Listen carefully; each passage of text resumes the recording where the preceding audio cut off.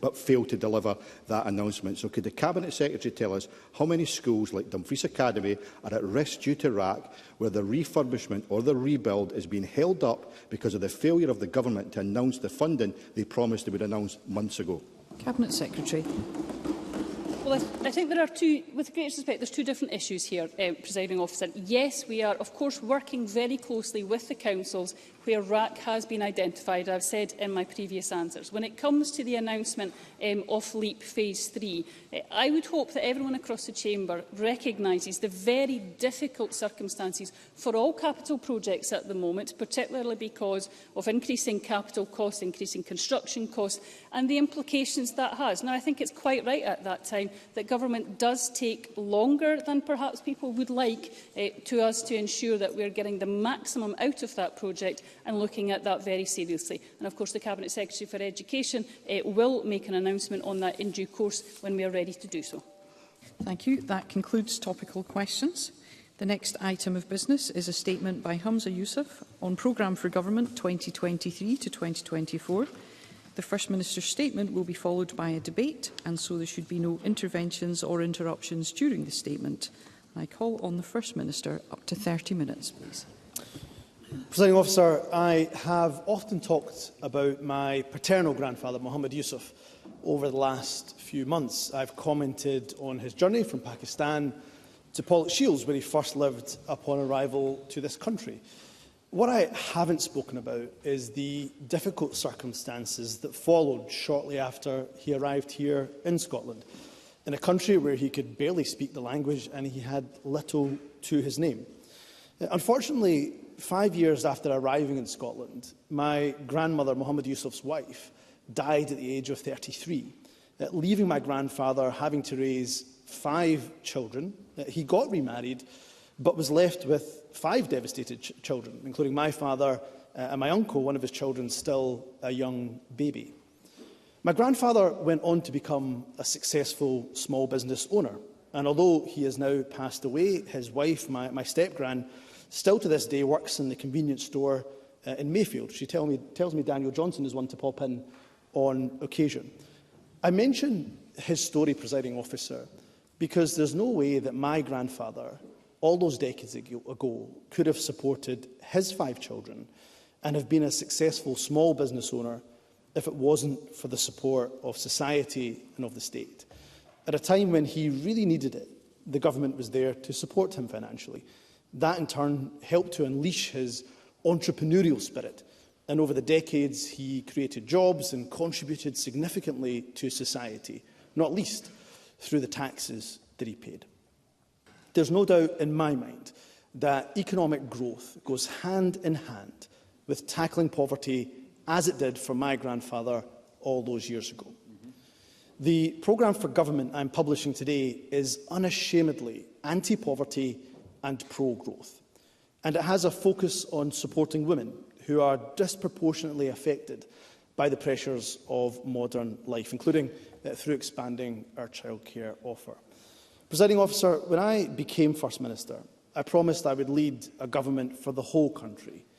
In this chamber, we must never forget that while we disagree sometimes, and quite rightly passionately, there is far more that unites us than divides us.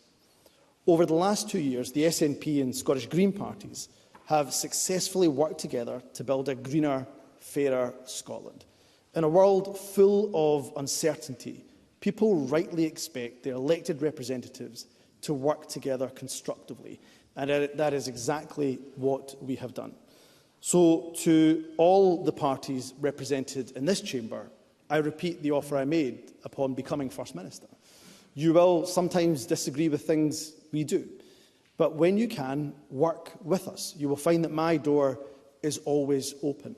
I've already shown my willingness to work with others in recent months, but we should also remember the words of the late David McLetchie. He warned about worshipping the false god of consensus. In that vein, the government I lead will not simply coalesce around the lowest common denominator. For the good of society, for our future, for our children, where we need to, we will pick a side. And in particular, while other political parties are abdicating their responsibilities to tackle the climate emergency, we will be unapologetic in taking the action needed to ensure a sustainable future for our children and for our planet. Presiding Officer, this programme is an opportunity to be explicit about the driving mission of this government. So let me make it abundantly clear. We are a government who will maximise every single lever at our disposal to tackle the scourge of poverty in our country. We have adopted progressive tax and spending policies to face those challenges.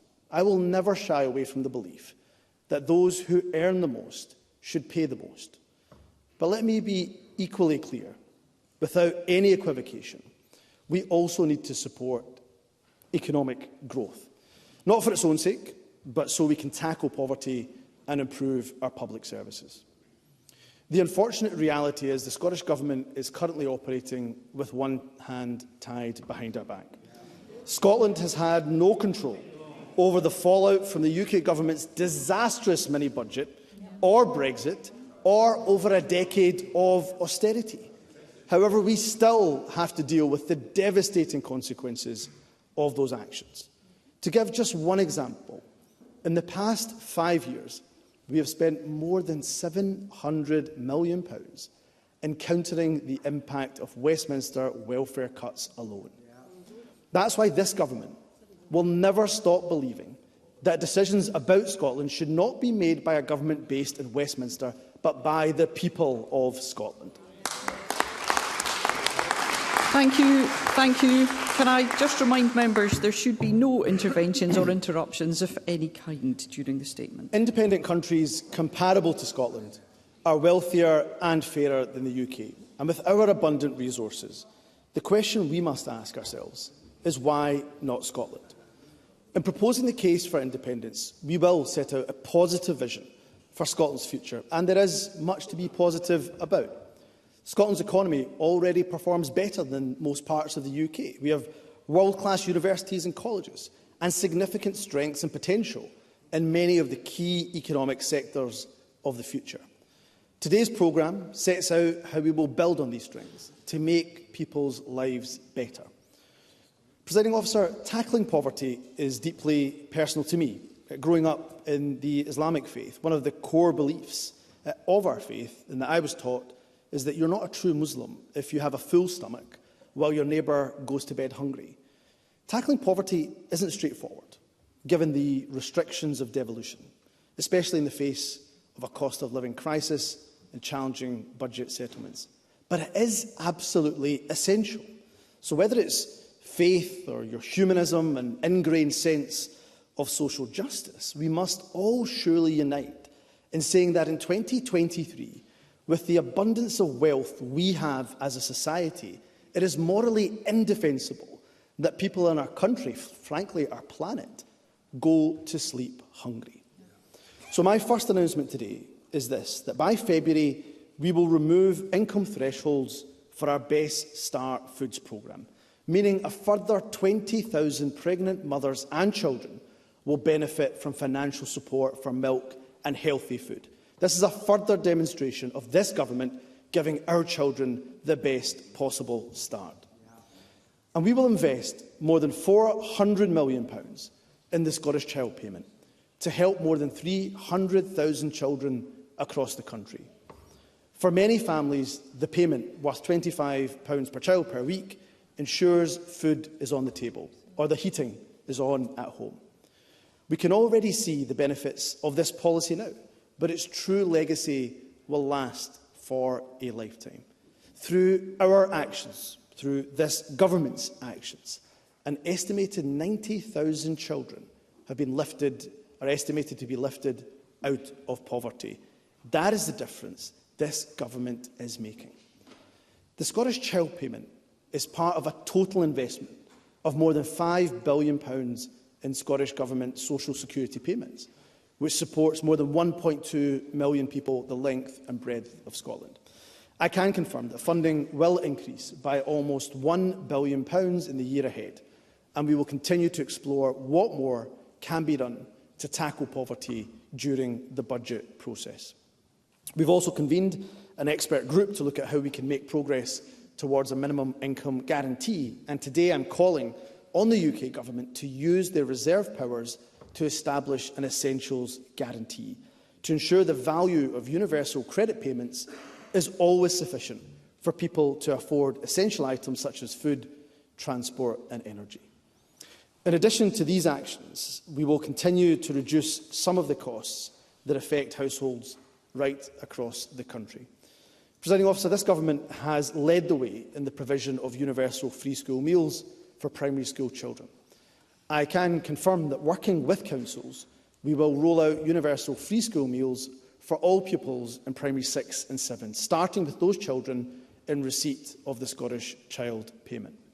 From October, we're introducing a pilot project to remove peak fares on ScotRail services. In addition, we recognise housing costs are a key factor in determining people's standard of living. During the cost of living crisis, this Government took prompt action to introduce emergency rent caps for most private tenants and to introduce additional protections against eviction. We've now laid regulations to ensure those measures will remain in place until the 31st of March next year. We will also introduce a housing bill to introduce long-term rent controls and new tenants' rights, and to establish new duties for the prevention of homelessness. And we will continue to work to reduce the number of people living in temporary accommodation. We will invest £750 million to support the delivery of affordable homes and meet our target of securing 110,000 affordable homes by 2032. 10% of those homes will be located in rural and island communities, because we know those communities are facing significant housing challenges. But we also know those communities are not passive. We see in the likes of the Arran Development Trust, the Mull and Iona Community Trust and Staffin Community Trust real ambition in supporting new housing. So we've been working with local government, business, the third sector and, crucially, local communities to publish an action plan for housing in rural and island areas later this year. We've established a £25 million fund to provide homes for key workers in rural areas. Across Scotland, we will invest £60 million this year to acquire empty properties for use as affordable homes. Following consultation, I can confirm we will also enable councils to apply a premium on council tax rates for second homes, a demonstration of our desire to empower local government to tackle the challenges they face. And we will introduce a cladding remediation bill and ask this Parliament be given the powers to introduce a levy in Scotland mirroring the UK Government's Building Safety Levy for England. Presiding Officer, the protection of and, where possible, the advancement of rights is a collective obligation for each and every single one of us. I've spoken about the racism and Islamophobia that I have and continue to face. Many others in this Parliament have spoken about the bigotry, the homophobia, the ableism, the misogyny that they have been on the receiving end of. And as part of our mission to promote equality and eradicate hatred, we will improve human rights protections through a human rights bill. There are those in this Parliament who have said recently we concentrate far too much on social policy. But, Presiding Officer, it is our job, every MSP's job, to help protect marginalised communities from the hatred that is far too pervasive in our society. And a population that has its rights protected is one that can thrive. It's not just good for society, that it is, but it's also good for our economy too.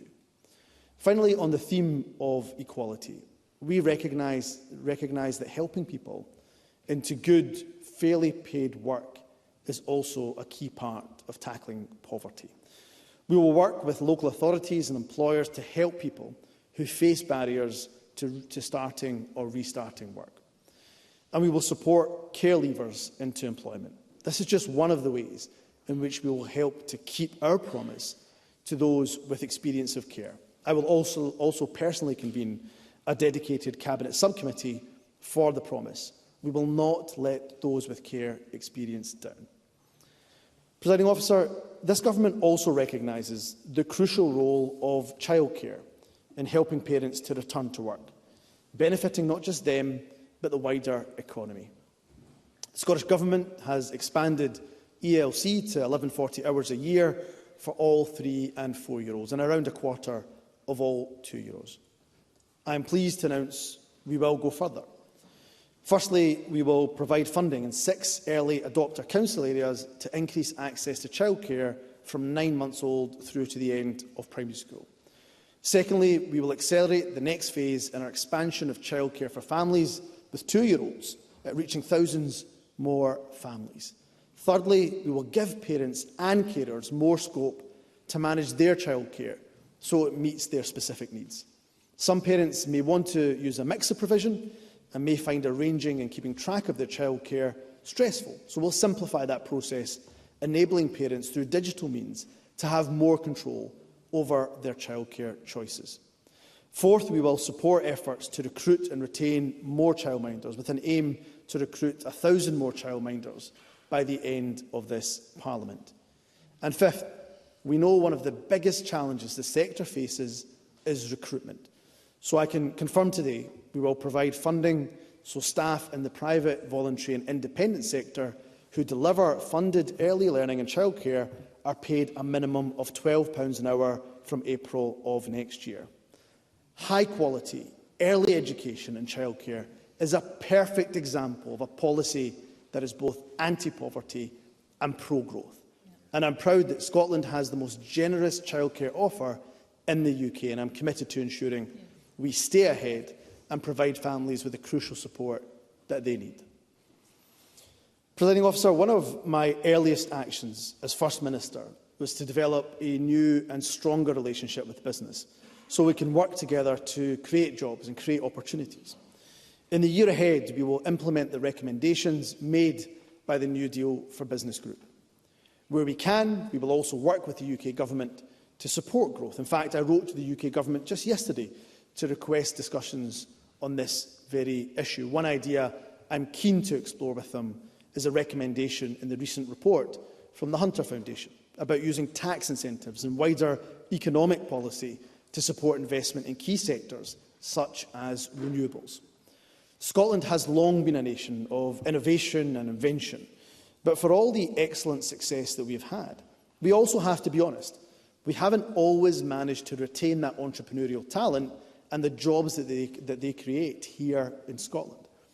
So this programme for government sets out a £15 million plan to support innovation and entrepreneurship.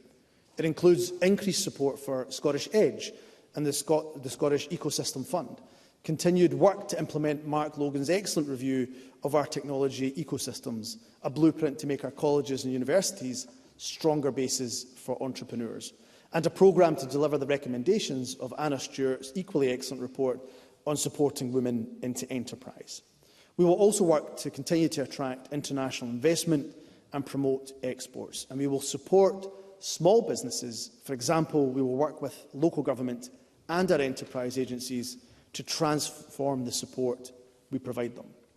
We'll work with business organisations to help small businesses improve their productivity, and we will build on the work of the New Deal for Business Group, for example, in considering improvements to the non-domestic rates system.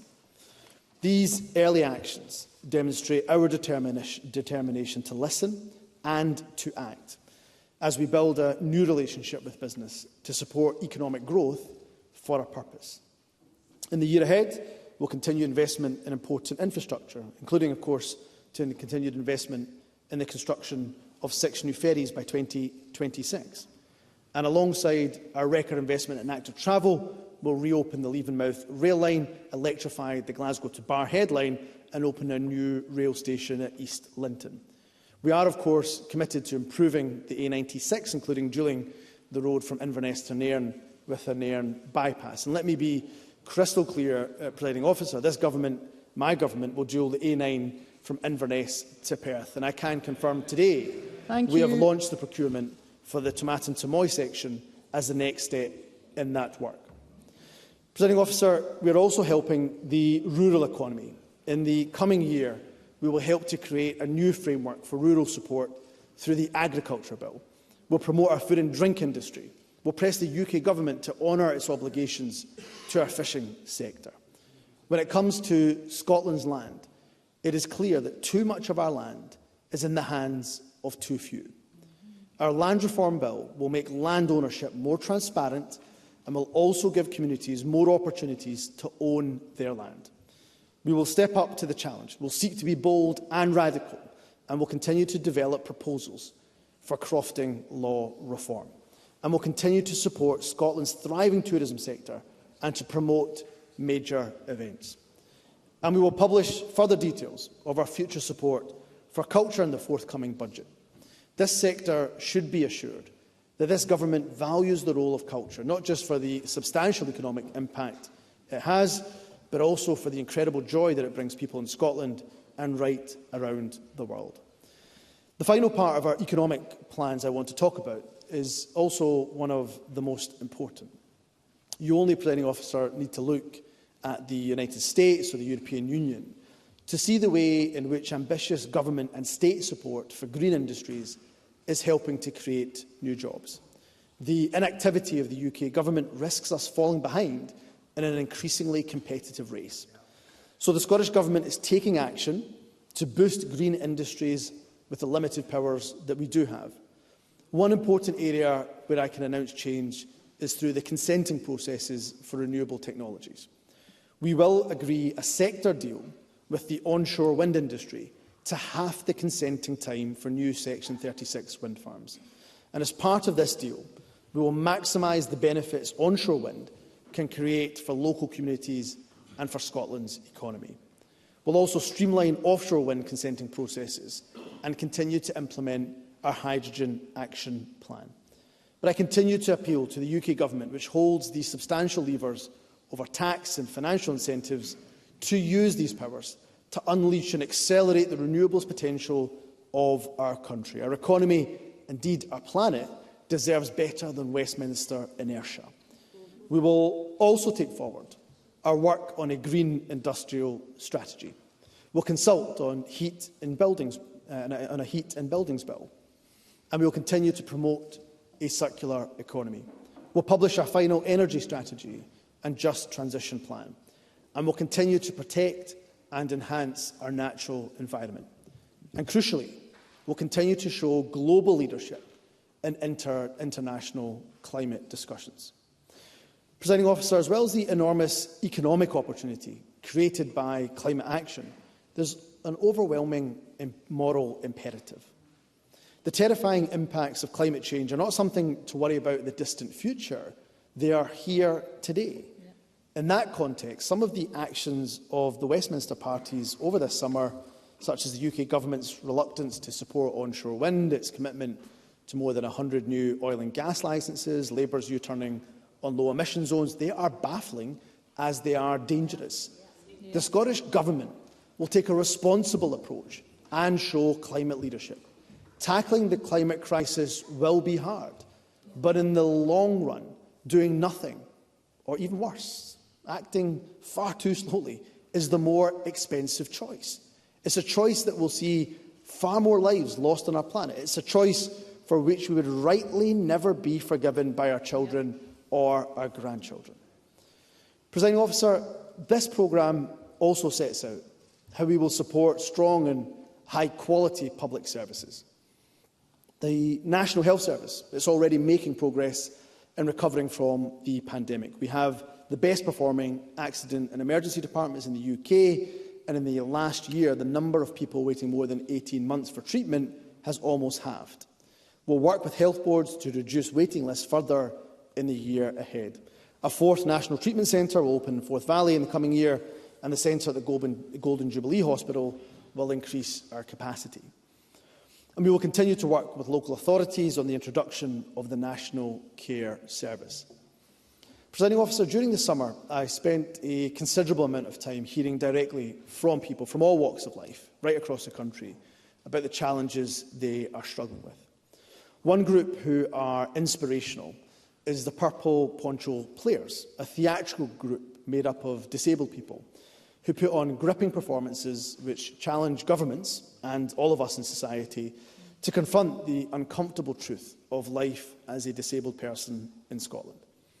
I heard very moving testimony from them, the Glasgow Disability Alliance and others who have been affected by the closure of the Independent Living Fund, which assists disabled people with especially complex needs to get the support they need in order to live independent lives. I'm therefore pleased to announce today that I will reopen the Independent Living Fund in the next financial year with an initial investment of up to £9 million. In the year ahead, we will also improve access to GP services, and we will launch the National Centre for Remote and Rural Health and Care. We'll also publish a new delivery plan for mental health and wellbeing. We'll continue with our mission to reduce drugs deaths, and we'll invest in alcohol and drugs partnerships. Recent drugs deaths figures show we're heading in the right direction, but no more than that. The scale of the challenge in front of us requires us to take radical approaches. These approaches must be grounded in the evidence of what works. And that is why we will support a proposal to establish a safer drug consumption facility and argue for drug law reform. In light of the latest Home Office Select Committee report, I would urge the UK Government to listen to the evidence and either support a safer drug consumption facility or at least devolve the power to us so we can more easily take that bold action that is required. We're also reviewing the responses to the alcohol marketing consultation. We will always support jobs and the economy. We'll also work with industry where appropriate, but be in no doubt, we will take further action to reduce alcohol harm, and particularly to protect children from its ill effects. Talking of children, Presiding Officer, I hear too often about how common vaping is amongst our young people. In the next year, we will take action to reduce vaping, and particularly amongst children. I'm pleased to announce this Government will also consult on curbing the sale of disposable single-use vapes, including consulting on an outright ban. Presiding Officer, this Government also recognises the vital importance of supporting our health and care workforce. Scotland is and remains the only part of the UK where there has been no industrial action in the health service. That's because we never questioned the motivations of our workforce in seeking higher pay in the midst of a cost of living crisis, and we were prepared to face up to some very challenging negotiations. We worked with unions, we agreed deals which benefit patients and staff, and as a result we've ensured NHS Scotland staff remain the best paid anywhere in the UK. And I'm pleased to confirm that today I will fulfil a promise I made to social care staff before becoming First Minister. We will provide funding to enable an increase of pay of social care workers in direct care roles so that they can be paid at least £12 an hour. For those on full-time contracts, this could lead to a pay increase from April of up to £2,000 a year. This increase of over 10% values our social care staff, helps them to support their families, and also helps us to recruit and to retain staff. It is good for individual employees, for our social care services, and for our society as a whole. Presiding Officer, another issue that is close to my heart as First Minister and as a husband and as a father is the issue of miscarriage. I've spoken before about the personal loss and trauma that my wife Nadia and I have faced through multiple miscarriages. It's a health issue that society is now more open about, but I think is still less talked about than perhaps maybe it should be. I know how that sense of loss, regardless of when it happens during a pregnancy, is certainly one that stays with you for life. Each loss Nadia and I have suffered has been difficult. There's no doubt in my mind that we can better support those who experience miscarriage. The programme for Government today outlines how we will continue to improve care and support for miscarriage, including ensuring women don't have to wait until a third miscarriage to receive tailored support. We also will help to provide access to progesterone prescriptions and secure separate spaces in hospitals within maternity wards for women who suffer a miscarriage. I'm also pleased to say that later this month we will launch a certificate memorial book of pregnancy and baby loss prior to 24 weeks, and I want to thank and pay tribute to my predecessor for the work that she has done on that particular issue. Presiding Officer, this Government will also continue to support our schools and promote excellence in education. We'll introduce an education bill to establish a new qualifications body in Scotland and to create an independent education inspectorate. We'll set out plans for reforming our education and skills bodies, and will deliver the pay deal we've reached with our teachers. We'll continue our work to widen access to university. This work is now seeing record numbers of students from disadvantaged backgrounds, around 5,600 in the latest official statistics, enter our universities. We'll also rejoin key international education studies, and will continue to focus on closing the attainment gap and improve outcomes for young people with additional support needs. We'll also continue to support equality and diversity in schools, for example, through our anti-racism and education programme and through promoting a decolonised curriculum. And we'll invest in our police, fire and justice services too. The introduction of body-worn cameras is a priority for the police and for this government, so we'll start introducing that technology next year. And we've already reduced the backlog of cases in our justice system by over a third, and will aim to end the backlog in summary cases during 2024. And we will invest in our prisons while also working with community justice partners to reduce reoffending and create safer communities. We will continue to focus on ensuring victims and witnesses of crime are at the very heart of our justice system. Presiding Officer, we live in times when the rights of women in many parts of the world are regressing. It is important that governments who believe passionately in taking a stand against misogyny, including state and institutional misogyny, stand up and be counted. That is why we will work with Gillian Mackay to support her bill for safe access for abortion. It simply cannot be right that women feel in any way impeded in accessing healthcare. And we will bring forward legislation to criminalise misogynistic abuse, following the public consultation on Baroness Kennedy's report into the issue. Presiding Officer, just before I close, I want to expand on that point. The Me Too movement, the Reclaim the Night marches, and the response to the murders of Sarah Everard and Sabina Anessa have instigated a movement of women sharing their stories about everyday sexism, about harassment, about the tragic and violent crime women are too often subjected to.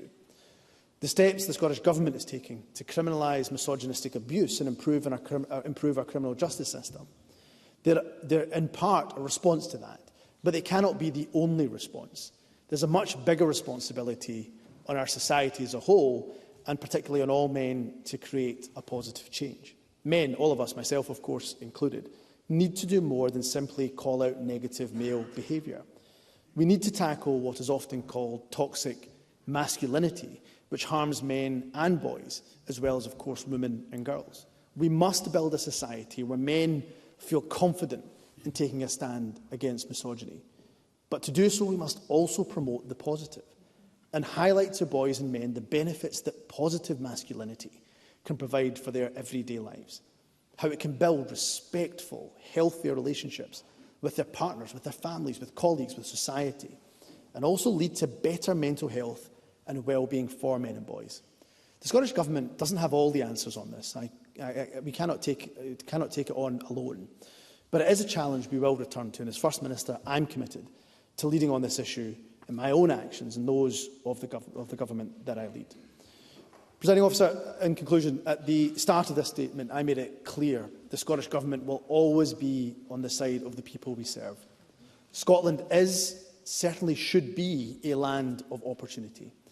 But I know it doesn't always feel like that. To people bearing the brunt of a Westminster cost of living crisis, to families living in poverty, to struggling businesses, to those who still face consequences of discrimination and inequality. I get that. That's why this programme for government tackles poverty and inequality head-on, as part of our work to create opportunities and build strong communities. In the year ahead, we will help more than 300,000 children with more than £1,000 a year through the Scottish Child Payment. We'll increase social security spending by almost £1 billion. We'll expand free school meals. We'll widen access to financial advice. We'll help more parents buy healthy food. We'll help disabled people with the most complex needs so they can live independent lives.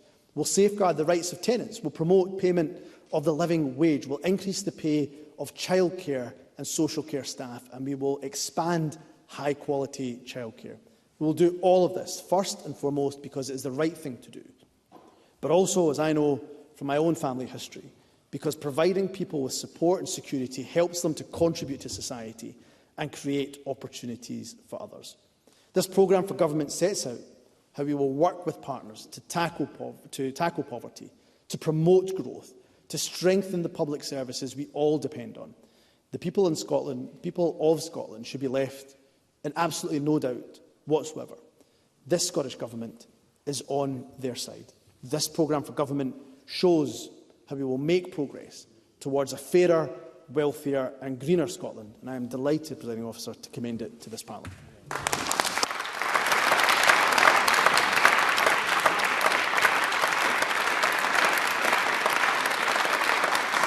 Thank you. That concludes the First Minister's statement. The next item of business is a debate on Programme for Government 2023 to 2024. I'd be grateful if members who wish to contribute were to press their request to speak buttons. And I now call on Douglas Ross. Thank you very much, Presiding Officer. And could I begin, as we all come back to Parliament, to welcome colleagues, of course, but to say how good it is to see the BBC Scotland's political editor, Glenn Campbell, in the press gallery.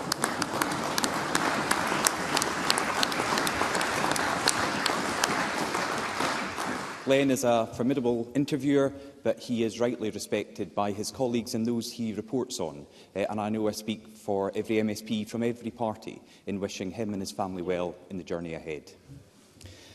Presiding Officer, last week I called on the First Minister to rise to the big challenges that Scotland is facing today, to ditch the discredited agenda of his predecessor and to be his own man. Yet what we've heard today is very much the same as before. Far from the bold programme for Scotland that we were promised, we're getting the same tinkering around the edges on our public services. Consultations and trials rather than promises and delivery. Extreme green policies that will devastate our economy and rural communities. And of course, very predictably, the overwhelming focus on the SNP's obsession with independence. In this statement, we've just heard from the First Minister, and they're laughing, independence got a mention before education, before the NHS, before the economy.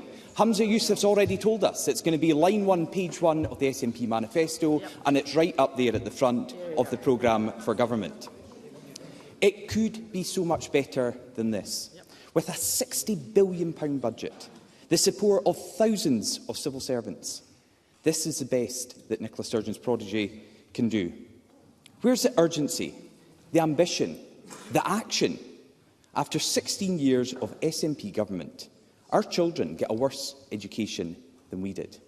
When they leave school, they will have reduced access to higher education and fewer good job opportunities. And when they grow old, they'll be waiting longer for life-saving ambulances or on an NHS waiting list for essential treatment. This reheated programme for government and the proposals within it show that Humza Yousaf's government have done nothing to reverse the decline that we have seen over 16 years of an SNP government. When Scotland needed a national government, we've once again been given a nationalist government. Instead of speaking to Scotland, Humza Yousaf would rather be marching alongside flag-waving independence diehards like he was at the weekend. He would rather be campaigning, as he himself did, the self-titled first activist, than governing as First Minister. And this programme reflects that. But turning to the detail that we've just heard this afternoon, there are some slim positives we'd like to focus on. We welcome the commitment to finally tackle unsafe cladding. My colleagues Graham Simpson and Miles Briggs have been campaigning for action on this for many, many months. And it's right that action will now be taken to mirror the legislation that was introduced by Michael Gove in the UK Government back in March. Before this next one, I'd like to remind the Chamber of my register of interest as the husband of a practising police officer. So we also welcome the pay deal that's been reached with the police and that body-worn cameras will be introduced. In addition, on this side of the Chamber, we welcome the commitment to the rollout of childcare from 9 months in line with the proposals of the UK Government that were announced in the last budget. However, that is where the praise for this programme for government from Humza Yousaf ends. Because much of the programme was committed by his predecessor. Far from relaunching his premiership, this programme digs in deeper into the mud of Nicola Sturgeon's policy failures. We were promised that this would be a plan of Humza Yousaf's first real opportunity to show what his own priorities are. Yet after half a year in office, he has literally just continued where we've been before. Instead, it's business as usual from this continuity government and continuity First Minister. It's also a programme that's a lot of talk and very little action. So let's look at some of the talk that we heard from the First Minister. He was patting himself on the back by telling us all that he'd developed a new and stronger relationship with business. So how's that been judged, First Minister? Well, this week, the Fraser of Allender Institute found that only 9% of Scottish businesses believe that his government understands them. What a reset. 9% of businesses in Scotland thinks Humza Yousaf and his government understands them. And only 8% think it is listening effectively to their sectors. He's not even listening now, but he's certainly not listening to businesses when 8% in that survey say this government has closed its ears to them. There were no commitments in this programme for government to pass on the business rates relief that we've seen in England and Wales to help struggling shops, pubs and hotels. And he also spoke about supporting a thriving tourism sector by shutting it down. By shutting it down. Because unlike the majority of the First Minister's colleagues, I was outside listening to bed and breakfast owners this afternoon who are saying that the legislation that's been passed that will come in, if there is no further delay, on the 1st of October is going to close them down. The short-term lets legislation is going to wreak havoc in the tourism industry across Scotland. And the deaf ears on the government benches is going to see these businesses closed. And I think the First Minister should be ashamed and accept he has got this wrong again. It was right there was a pause for 6 months to look at how the legislation could be improved. His government did nothing in that time. And if he will not come forward in the next week to accept the failures of this legislation and announce a further pause, then the Scottish Conservatives will force a vote on that issue next week, because we need to listen to these businesses who are going to stop, who are going to go out of business. We are listening to them on this side. He is ignoring them. Let's ensure that their voice is heard in this Parliament, and I hope that colleagues on the government benches will also listen to their constituents. Now, just last week, Deputy Presiding Officer, the Scottish Conservatives published our own bold and ambitious plan to grow Scotland's economy, to make Scotland more competitive within the United Kingdom, deliver a national workforce plan and tackle regional imbalances through innovation and entrepreneurship. I would gladly give way to Mr Stewart. Kevin Stewart. Mr Ross talks about a bold economic plan published by the Conservatives, but that plan does not include dealing with Brexit, which has stymied our economy and destroyed many people's lives. What does he have to say about that? Douglas Ross. I made it very clear when I announced this plan last week that we are looking not just for the coming months, the coming years, but the coming decades, because we know there are very scary warnings about the future of Scotland's economy, not from opposition parties, but from the Scottish Fiscal Commission, who said in the next 50 years, Scotland, to just get the services we have at the moment, won't have the income to deliver that. So we are looking into the future. Kevin Stewart and others can look into the past, but we need to be far more positive. We need to ensure that we grow Scotland's economy, and from high tax Humza and the SNP will never get that with this current SNP government. Because there were opportunities last week, and there are still opportunities now, for the First Minister to take on board the practical recommendations to show that jobs and businesses really are his priority. Yet, the First Minister continues to be led by the extremist Greens who don't believe in a wealthier Scotland. They want to shut down our North Sea oil and gas sector as soon as possible, despite the sector supporting tens of thousands of Scottish jobs and contributing over £9 billion to Scottish public spending. What the SNP and the Greens don't seem to realise is that it would devastate communities across the north of Scotland if we were to withdraw from the North Sea, but it would also remove the biggest source of investment and skills for the development of renewable energy projects in Scotland.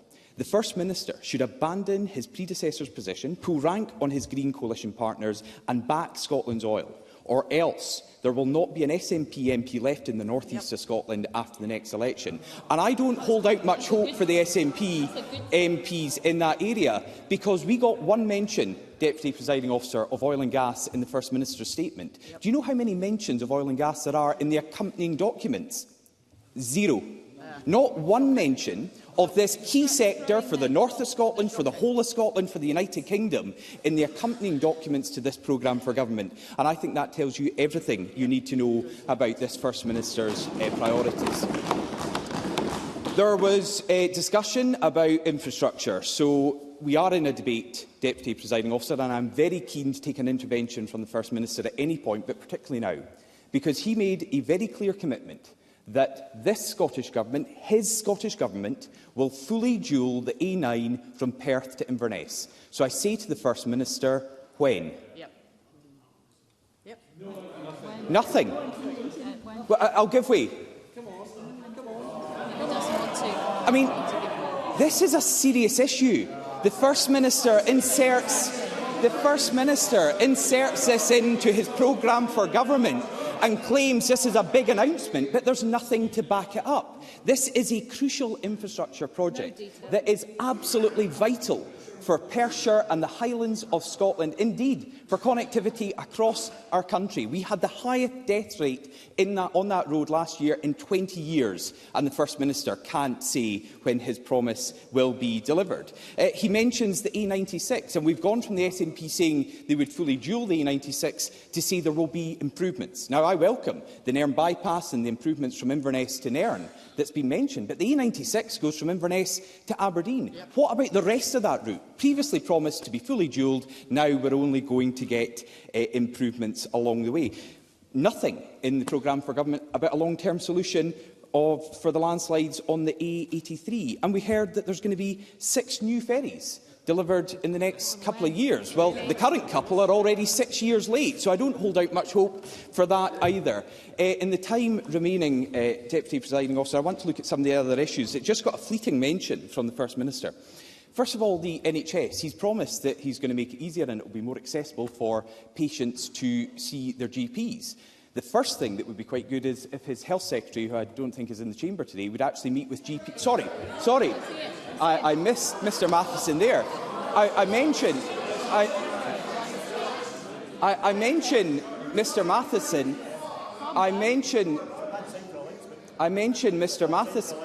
I mention Mr Matheson because he has refused to meet with GP campaigners in my local area. I've written to him several times. They got in touch with me again to say they'd had a disappointing letter back from Mr Matheson. We've got campaigners trying to keep surgeries open in Burghead and Hopeman. He's not willing to meet with them either. And I thought it was quite interesting that the First Minister mentioned the NHS today and what he's doing to improve the NHS on the day that it was confirmed there are now 820,000 Scots on an NHS waiting list. A new record, 820,000. Now, back in March, when that number had dropped, the First Minister said it was heartening that this waiting list was going down. It's now increased by 51,000, so I'll give way this time to the First Minister if he'll tell us what his response is to waiting number of Scots on a waiting list, 820,000, up 51,000 at their record level. Is that heartening? I'm happy to. First Minister. Thank you for the invitation to contribute. What I would say to Douglas Ross is, of course, for every single person that is waiting too long, we don't want them to wait so long. That is why, of course, increasing wages for social care workers is so important to help with the recovery of our NHS.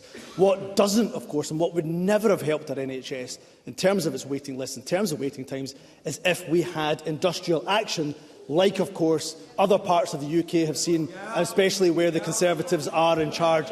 And I hope Douglas Ross, with any marginal influence he'll have, will ask Steve Barclay to take up Michael Matheson's offer so that we can mediate and ensure that junior doctors in England get paid fairly, just as they are here in Scotland. Douglas Ross, I can give you the time back. can't believe they're actually applauding that. There you have it. The response to NHS waiting lists in Scotland being at their record level, up 51,820,000 Scots on a waiting list in Scotland, and that is the dismal response you get from Scotland's First Minister.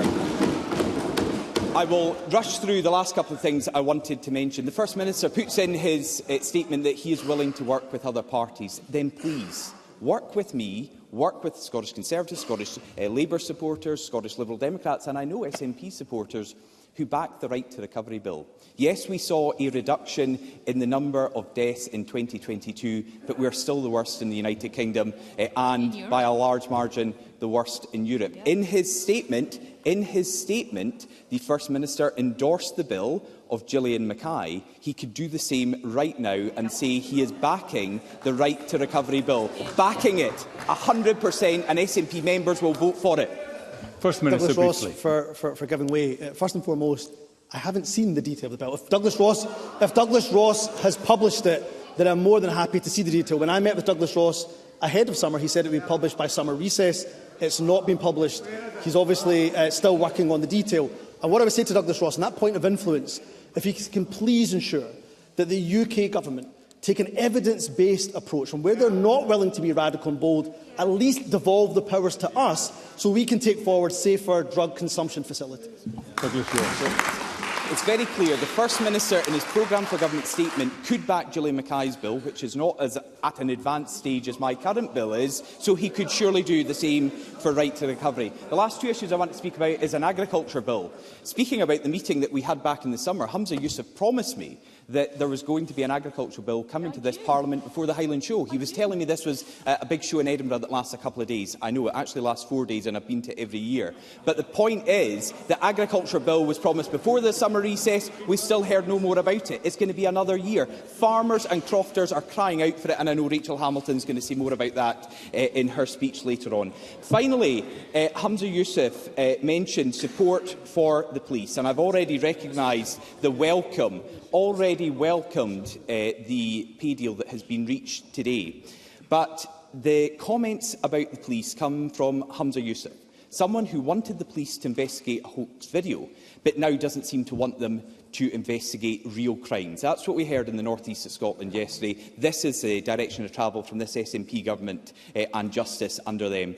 Presiding Officer, today's statement could have delivered so much for Scotland. It had the opportunity to reset the agenda with business, with the economy, on our NHS and education. In all areas, it has failed. It is continuity from a continuity First Minister. It should be and could be so much better. And over the coming year, the Scottish Conservatives will scrutinise what comes forward and will come up and offer the real alternatives to focus on the real priorities of people across Scotland. Thank you, Mr Ross. I now call Anna Sarwar for around 11 minutes. Mr Sarwar. Thank you, Deputy Presiding Officer. And can I start with the point of consensus and echo the comments of Douglas Ross in relation to Glenn Campbell. It's fantastic to see him back on his feet, and we wish him and all his family all of the best. And now there are undoubtedly some things that we would welcome and support in today's programme for government. The acceptance of Scottish Labour's long-standing campaign to increase pay for social care staff to £12 is welcome. We'd like to see the pathway to the fight for 15. We, of course, support the proposals on empty homes and second homes, even though we believe that could go further and be stronger. And we, of course, support the commitment to criminalise misogyny, as well as support those the proposals he set out to impose support those impacted by miscarriage. We also support the intention to improve partnership with business and work on an industrial strategy, but this must be more than rhetoric. Business will judge the government on delivery, not on bland promises. But, Deputy Presiding Officer, the First Minister can't hide from reality. This is an SNP government that has lost its way, that has no clear direction, no sense of purpose and no central mission. And they also can't escape from the fact that they are trying to clear a mess of their own making. 16 years of incompetence and financial mismanagement. Because the truth is, Scotland needed a programme for government to match the scale of the twin crises hitting Scots. A cost-of-living crisis and an NHS crisis. It took the First Minister 22 minutes to even mention our National Health Service. Because this package today isn't good enough, it isn't bold enough, and it won't do enough to confront those challenges. Families needed a government that was relentlessly focused on reducing the burdens on their household incomes in the middle of a cost of living crisis. But instead they get a government that will hit them with council tax and income tax rises. Scots also needed a clear plan to bring down waiting times and reduce waiting lists to confront the NHS crisis. Instead, too many of them are left waiting in pain or being pushed further into debt by being forced to go private. We needed a new vision and a meaningful strategy to fix the long underlying failure, which has only made responding to these twin crises harder, a plan to grow Scotland's economy. But instead, what have we seen over the summer? Over the summer, you've seen a government lurch from one scandal to the next, whether it's uncertainty on the party's finances, indulgent spending on credit cards at the taxpayer's expense, or division on the backbenches from those inside the SNP who are clearly uncomfortable with the direction of travel, or concerned perhaps that there's no direction at all from this First Minister and this SNP government. And the First Minister himself admitted that today was a bit of a relaunch and that things had to go well. But I've lost count of the number of false starts and rebrands the First Minister has attempted in the last 6 months. Because when it comes to the substance, as we've seen today, there may be an attempt to change the headline, but it can't hide a more difficult truth. The First Minister was a continuity candidate who is now left painting the windows on a government responsible for 16 years of failure. First Minister. Anna Sarwar calls me the continuity candidate. It would be helpful if he could hold on to one principle without U-turning over the course of a summer, presiding officer. We saw a summer of U-turns from Labour. Anna Sarwar now supporting the two-child limit, the bedroom tax, the rape clause. Isn't the truth that the people of Scotland and the SNP have an anti-poverty, pro-growth government, whereas what they have with Scottish Labour is simply a party that will do what head office tells them to do? Anna Sarwar, I can give you the time back. I'm actually really pleased the First Minister made that intervention, because he would rather attack a party that's not been in government rather than look at his record in government. 1 in 4 children in poverty on the SNP's watch. Just last week, record levels of homelessness applications, record levels of children in temporary accommodation. Silence on the SNP backbenches now when it comes to looking at their own record in government. So enough of the spin, enough of the cheap headlines, enough of blaming somebody else, and instead focus on your failure as a government. And again, they can laugh if they like. The Scottish people are going to get their chance to make their judgment on this SNP government, and I can't wait for them to make that judgment. And it'll happen in Rutherglen and Hamilton West really soon. But, Presiding Officer, in the last 12 months, so instead of a reset, today's statement reveals a tired government, out of energy, without focus, and now too distracted by internal squabbling to manage more than a tinkering around the edges. Presiding Officer, in the last 12 months, there has been a lot of superficial change at the top of the Scottish Government, but while the ferry master might have changed, the boat still isn't seaworthy. It is just another tired and rehashed programme from a party that has clearly run out of ideas. And nowhere is that clearer than our National Health Service. A former Health Secretary waiting 22 minutes to talk about our National Health Service. Because across Scotland, 820,000 people are languishing on NHS waiting lists. We are now 2 years on from when the then Health Secretary, Humza Yousaf, published his NHS recovery plan. It promised to end long waits, grow the economy, create more capacity, but the experience for patients and staff has been the opposite. 1 in 7 Scots on an NHS waiting list. Over 5,600 nursing and midwifery vacancies, and consultant vacancies up too. This is what we've come to expect from Humza Yousaf and this SNP government. Big announcements to get the headline, but not implement when actually in government. Promises to end delayed discharge back in 2015, never met, and now costing the NHS £190 million a year. Commitments to end waits of over a year, lying in tatters, while 77,500 Scots wait more than 12 months for tests, appointments and treatments. And most shockingly of all, cancer treatment targets missed repeatedly since 2012. The failure to restore our NHS, to be frank, Presiding Officer, is a shameful failure. A catch-up plan should mean waiting lists coming down, not going up. The Scottish Labour have repeatedly called for a real NHS recovery, one that ends the cuts to primary care and prioritises mental health support that is being made available in every GP practice and surgery, one that delivers a proper catch-up in cancer with a focus on faster diagnosis and an end to long waits for treatment, a recovery that prioritises community care and paying social care staff properly, because that's how we will end delayed discharge and improve hospital capacity, and a real workforce plan that actually retains the skills and knowledge of experienced staff and increases the number of doctors, nurses and medical professionals in training. We could have seen this in the programme from the First Minister today if he had brought forward a new NHS recovery plan that gets services back on track and actually deals with the backlogs in diagnostics and in care. Instead, we've seen the repeated old promises and announcements that are actually delays of work that was already promised years ago. And precious little to resolve either the waiting list, diagnostic delays and workforce shortages, which have left our much-loved NHS on its knees. And just as it was 2 years ago, this programme for government is just more rhetoric without any reality and no plan to reverse the crisis in our NHS. The utter lack of ambition couldn't be clearer in that gap between rhetoric and reality of the SNP's plans, not just on the NHS, but also their plans on economic growth and jobs too. Because, Presiding Officer, we are in the midst of a cost of living crisis. Families across this country are facing far too many hardships. Right now, there are mothers in Scotland who are skipping meals in order to feed their children. That is the heartbreaking reality of, yes, Tory economic incompetence and failure, but of also SNP inaction and incompetence too. The Tories crashed the economy and caused the hikes in interest rates, which are causing so much misery on households here. But the SNP haven't done enough to help in Scotland. And it isn't just Labour saying that.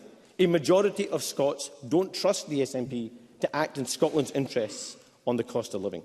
Now, Labour asked the Scottish Government to help with the cost of commuting by following examples from elsewhere to cap bus fares and freeze the cost of rail travel. We called for the excess cash reserves of Scottish Water to be repurposed as a £100 water bill rebate, and we set out proposals for a mortgage rescue scheme to ensure no one lost their home because of the Tory economic chaos. But each time the SNP ignored our asks, deciding instead to exacerbate the pressures on households by proposing tax hikes.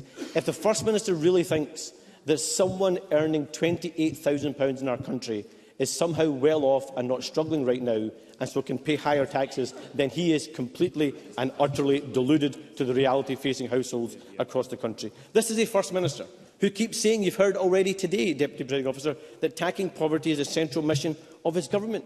Well, look at his record. 1 in 4 children living in poverty in Scotland. Homelessness applications have skyrocketed to the highest record ever. Over 9,500 children are living in temporary accommodation. Again, the highest number ever. And just today it was revealed that 3 members of the Scottish Government's Poverty and Inequality Commission have resigned too. Hardly a glowing advert for the First Minister and his announcements today. Because, Presiding Officer, the SNP has lost its way. In 16 years they have squandered the legacy of the last Labour government, which lifted 1 million children out of poverty. They can laugh at lifting 1 million children out of poverty if they like. Both of Scotland's governments are distracted, divided and failing to deliver. Only Scottish Labour offers a fresh start and real solutions. As well as our proposals to help households with the cost of living, Labour has a plan to cut bills by up to £1,400, invest in Scotland's and the UK's renewable potential, deliver energy security, clean power and a publicly owned energy company headquartered here in Scotland, whilst also insulating 1.4 million homes. Making the most of these will require a partnership between industry and government so we can build a thriving economy. But today we've had a speech laden with rhetoric that is light on practical delivery. Deputy Presiding Officer, we've had a Scottish Parliament now for 24 years. And I think it's right that many have viewed our Parliament as a social policy Parliament. But it also hasn't been strong enough on economic policy. And that has left Scottish workers being let down, workers facing the pinch and weakening the potential of our growth. And that's why we have got to put economic strategy, economic growth, as well as social policy at the heart of this Parliament if we are going to confront both the cost of living crisis and the cost of doing business crisis as well. Now, we heard about the reset of business. In the last year, the ministers have shelved several plans which businesses have said are damaging for the economy, HPMAs, a ban on advertising of Scotland's breweries and distilleries, and of course the wasted money on the deposit return scheme. The question is, how many ideas does the First Minister think will end up on the same scrap here, costing the taxpayers millions from his announcements today? And that's why we stand ready to put economic growth at the heart of our politics again. We stand ready to deliver a model industrial strategy that will get people around the table and remove barriers to investment. We stand ready to deliver a green prosperity plan that will put investment at the heart of delivering clean energy superpower. And we stand ready to make sure every part of our community benefits from the benefits of a Labour government across our country. And every community across our country deserves better. They've been let down far too long, right now by two failing governments, a morally bankrupt Tory government and a financially illiterate and incompetent SNP government. We deserve better than both of them. We deserve better than the cruel and out-of-touch Tories, and we deserve better than a divided and distracted SNP. Scottish Labour now offers that alternative. Only Labour can boot the Tories out of number 10. Only Labour can bring our country together and bring about change for people across our country. Only Labour can tackle the cost of living crisis and save our NHS. Only Labour believes our country's best days lie ahead. It's clear the public believe it's time for change. We're ready to deliver the change Scotland needs. Thank you. I now call Alex Cole-Hamilton around 8 minutes. Mr Cole-Hamilton. Thank you very much, Deputy Presiding Officer. It's my pleasure to respond to the First Minister on behalf of the Scottish Liberal Democrats. But before I do, can I offer our best wishes to Glenn Campbell, and the warmth that he has received from the Chamber is testament to the man that he is. Presiding Officer, I will come on to the detail of what we've heard from the First Minister this afternoon, but I want to start on a priority we heard nothing about, and it is one that I think we will dominate our considerations around the public sector estate for some time to come. You'll remember that during the last FMQs before recess, I warned the First Minister about the risks posed by reinforced autoclaved aerated concrete, a material that was used in public sector construction for decades. We know that roofs, walls and flooring made of that material risk, and I quote, the catastrophic structural failure which could occur suddenly and without warning. Scottish Liberal Democrat research revealed that it was present in at least 4 health boards and 37 schools across Scotland. During the summer months, when schools were closed, there was a golden opportunity to get on top of this, but those precious weeks were lost, and now our children are back in class. There is still no central register of affected buildings, no strategy for the swift wholesale replacement of this material, and no national fund for making it safe. Now, parents are sending their children to school anxious that they might be in an unsafe building. Patients are receiving treatment unclear about what is holding up the roof above their heads.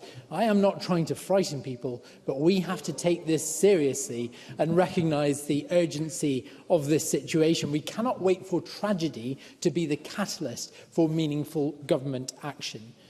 Presiding Officer, many people across Scotland are still struggling to make ends meet. It is baffling, then, that this SNP Green administration seems determined to make things harder. Even as mortgages soar, food prices remain high, and volatility continues in the global energy market, this government has decided to hike rail fares. Last year, and to great fanfare, they announced a price freeze, but that lasted 6 months, with tickets now going up once again and set to rise still further. That means hard-working commuters... I will give way to John Mason. John Mason. I thank the member for giving way. If he's arguing for no fare increase, is he also arguing that the workers in the railway should not get any pay increase, because that's where their money comes from? Alex Cole-Hamilton. I think there's a basic rule of economics here that if you make something cheaper, you'll increase demand and fill those carriages. This will pay for meaningful pay increases. I absolutely support the claim of hard-working rail workers. But it means the decisions of this government mean that hard-working commuters are being clobbered by steep fares, discouraging people from taking greener public transport. My party wants to see fares cut, new options for flexible season ticketing, and for the government to work with councils to explore new lines. The Fair Fares Review has now been on the desk of 4 Transport Secretaries, 4 of them. Worse still, our government plans to raise council tax, which could not have come at a worse time. Council tax is utterly regressive. It was based on property values from 1991. Presiding officer, that was 32 years ago. Ordinary people will be hit hard by government plans to hike council tax, and a quarter of Scottish households will be forced to pay more. Far from scrapping council tax, as Alex Salmond and Nicola Sturgeon promised at the start of their reign, Humza Yousaf and his Green Party colleagues are breathing new life into this hated tax. These changes would see bills go up and services still cut, people paying more for less. It won't offset the SNP Green systemic underfunding of local government, which has devastated essential services but punctuated every budget for years. These increases must be abandoned and local government finally, fully, properly funded. Driving down demand for energy use and fossil fuels should also be at the heart of our quest for net zero and tackling the cost of living emergency. After a summer where we have seen fires raging from Greece to Hawaii, no one need remind us of the urgency to avoid global boiling. Presiding officer, I now turn to the subject of our natural environment as well. I have raised the increasing problem of sewage in our rivers and on our beaches many times in this chamber.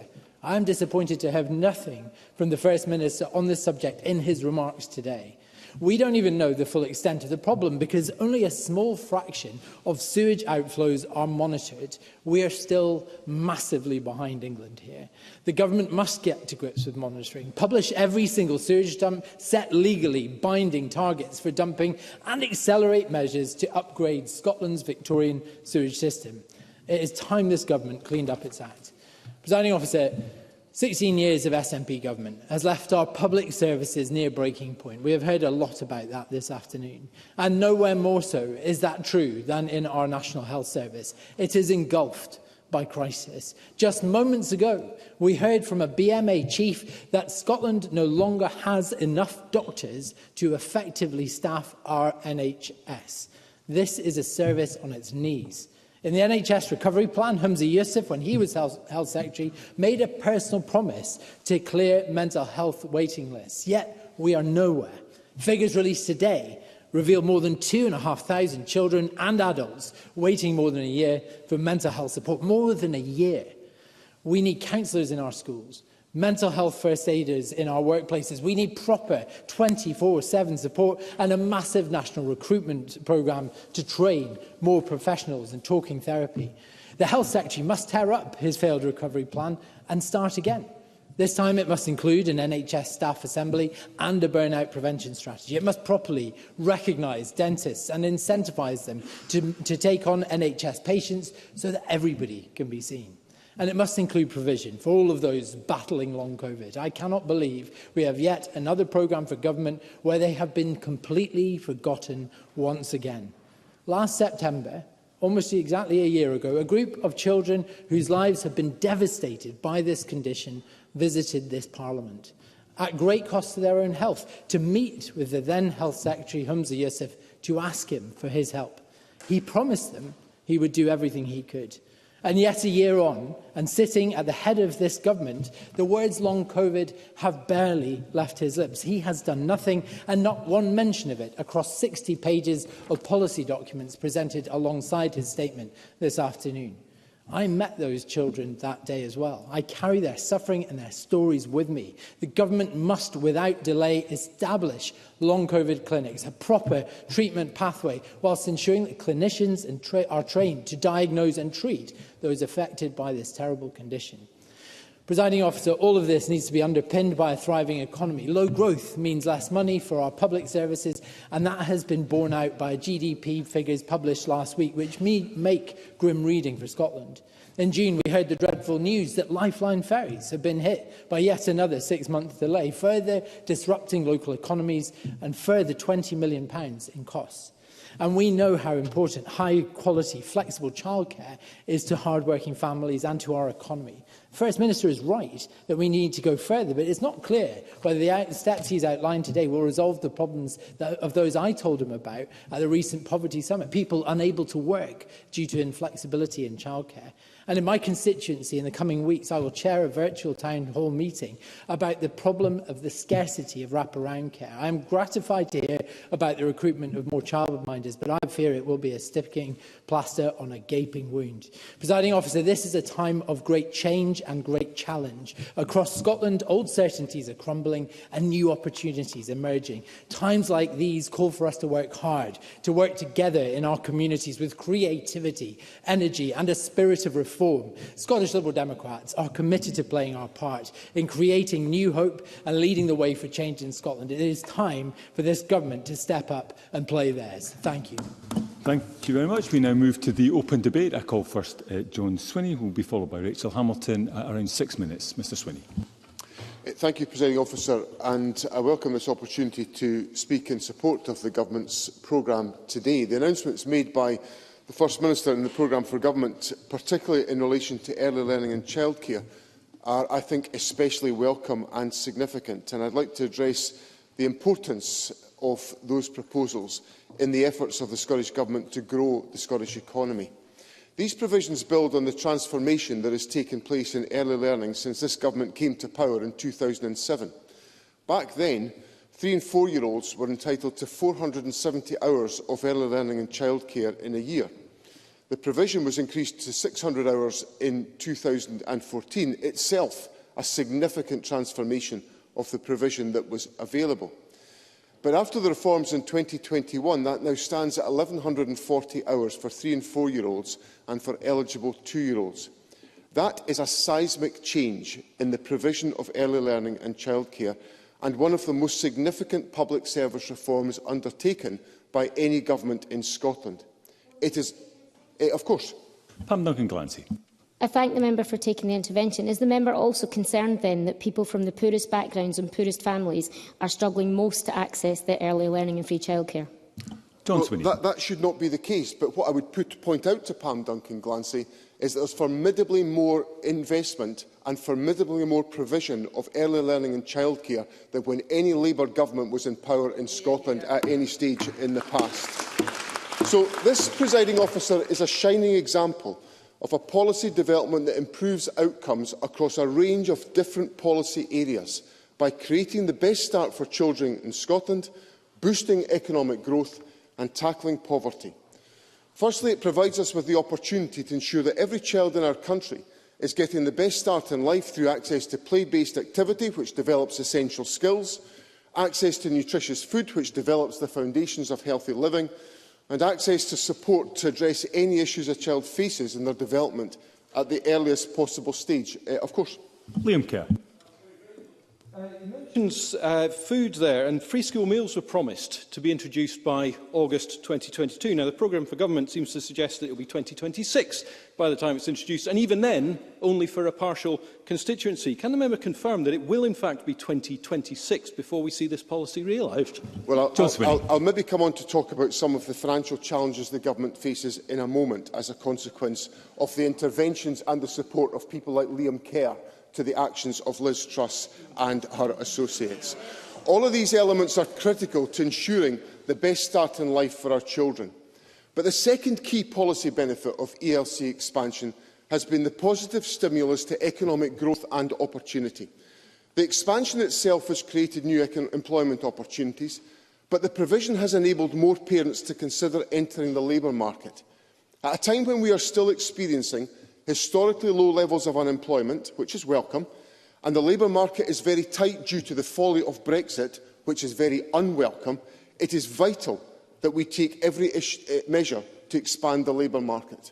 And third, the expansion of early learning and childcare is part of a range of policy measures designed to combat child poverty, boosted in recent years by the introduction of the Scottish Child Payment.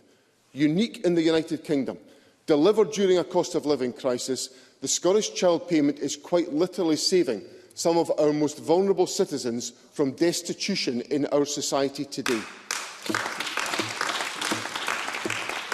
So I support the efforts of the Government for expanding early learning and childcare and ensuring that major policy development is having a multifaceted impact on a range of policy areas. I encourage the Government, and I welcome what the First Minister had to say on this particular point, to ensure the measures that are taken forward now maximise the flexibility that is available to families to deliver this in a way that suits them, to help stimulate greater economic participation and growth. One of the best projects I've seen of putting those aspirations into practice is the Mrs project in Maryhill, in the constituency of my friend Bob Doris, where a women's empowerment organisation creates economic opportunity through childcare provision. It demonstrates how third sector partners can be involved to make this happen, listening carefully to the thoughts and the input of those most affected by these reforms. Now, these proposals, Presiding Officer, to expand early learning and childcare are taking place at a time of enormous financial strain in the public finances. Reforms of this type have to be paid for. It's worth noting that we're meeting today on the first anniversary of the election of Liz Truss as leader of the Conservative Party. I'm reminded that the Conservatives here demanded that the Scottish Government follow the policy direction advocated by Liz Truss. And look at the damage that has now done. Look now at the perilous position of the public finances. Look now at the very real hardship being faced by people who are wrestling with a massive impact on their lives of increases in interest rates foisted on them by the Conservative Party and their folly. Look now at the damage that's been done. In this context, the Scottish Government has taken tough decisions on tax, asking those on higher incomes to pay more in taxation to enable investment in our public services and measures such as early learning and childcare expansion that boost economic growth. Recent analysis by the Institute for Fiscal Studies shows that the 30% poorest families in Scotland, in answer to Pam Duncan-Glancy's point, are on average £2,000 better off each year as a result of this government's choices. But almost unbelievably, the leader of the Labour Party in Scotland now tells us he does not support this progressive approach to taxation. What an absurdity to face the people of Scotland at this time. There are, Presiding Officer, tough choices in government. The fact that this government has been prepared to make them has enabled the expansion of early learning and childcare, which will be good for our children and good for our economy. I encourage the Parliament to give its enthusiastic support to the programme for government, which includes these essential provisions. Thank you. I now call Rachel Hamilton to be followed by John Mason. Up to 6 minutes, Ms Hamilton. Thank you, Presiding Officer. Over the last few years, we've seen the former First Minister launch programmes for government boasting of strength, resilience, fairness and green credentials. But we've rarely needed to look much further than the words in their titles to find the deficit between what is promised and what is delivered. The Scottish Government's delivery deficit matters to people living and working in my constituency in the Borders. It matters to people in our small towns, villages and rural communities across Scotland. And they've heard all this before. We could stand here and pick apart the frenzy of flimsy policies announced in the programme for government today. But I prefer to consider how the government intend to back up this with a real plan to deliver on what they promise. I absolutely welcome the First Minister's proposal to deliver more homes in rural areas. We need a solid plan to make rural Scotland a more attractive place to live and work. And I am sure that that is what the First Minister is getting at, although I can't see him at the moment. So he'll be missing my compliments. But we need to know just how it will be delivered. And I'm not convinced by what we've heard today leaves us any the wiser.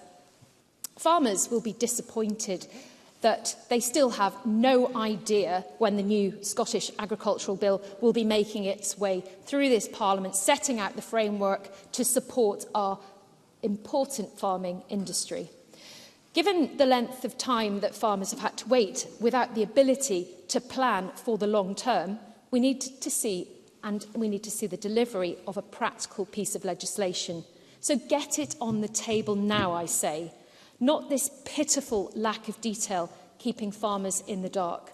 I would also add that it's good to hear the First Minister committing to taking action on addressing the crisis in primary care in rural areas. But these plans have been in the pipeline for years with no progress. It's time to stop promising and start delivering. In 2020, we were promised superfast broadband across rural Scotland with the R100 scheme. We're still waiting. Last year, the government promised to improve the resilience of our ferry network. Now our island communities face more disruption than ever, and the SNP ferry fiasco continues to grow arms and legs. In one of the SNP's first ever programmes for government, it was announced that the A9 would be fully dualled by 2025. We are nowhere near that, and people's lives continue to be lost on that road. The pattern of failure is not unique to rural Scotland, but it is symptomatic of the SNP Green coalition with a Central Belt agenda, a Central Belt obsession, that so many of the failures have hit rural communities the hardest, and that is hard to take. This government loves to talk about what it wants to do, but rarely discusses how it intends to do it, and when it does, it seems to lead to disaster. It rightly wants to look at protection for our marine environment, yet when it comes to making plans to do so, it completely fails to consider the impact it would have on fishing communities. It had the opportunity to gain cross-party support to improve recycling in Scotland, but instead managed to ostracise almost all of Scottish businesses. It has continually committed to restoring 250,000 hectares of peatland, but in every year since making this commitment, it has failed to get anywhere close to those figures. A common theme in this government's failure to deliver on promises made in recent programmes for government is the involvement of the Green Party. Throughout their catalogue of catastrophes, they have proven themselves wholly unfit to govern. Humza Yousaf has doubled down on his backing for the Butte House Agreement and the Green Party's reckless agenda, supporting plans to ban fishing in almost half of Scottish waters, rejecting calls from farmers to authorise the chemical Asilox to control bracken, putting a block on vital road upgrades and removing the closed season for managing deer. I understand that their continued presence in government provides the SNP with a helpful scapegoat when things go wrong, but I'm afraid that people living and working in rural Scotland, the dangerous influence of the Greens, coupled with the disinterest of rural policies and priorities shown by the First Minister, cannot be tolerated anymore. Presiding Officer, we need a government that delivers on its promises, but we also need a plan to be pragmatic and practical and sensible. We need to see action on Scotland's real priorities. For rural Scotland, that means delivering a practical agricultural bill as soon as possible, upgrading our roads to save lives, saving our surgeries, fixing the ferry fiasco and accelerating R100. And none of this should come as a surprise, though. It has been promised before. It is now time for this government, Presiding Officer, to get on and to deliver for the whole of Scotland.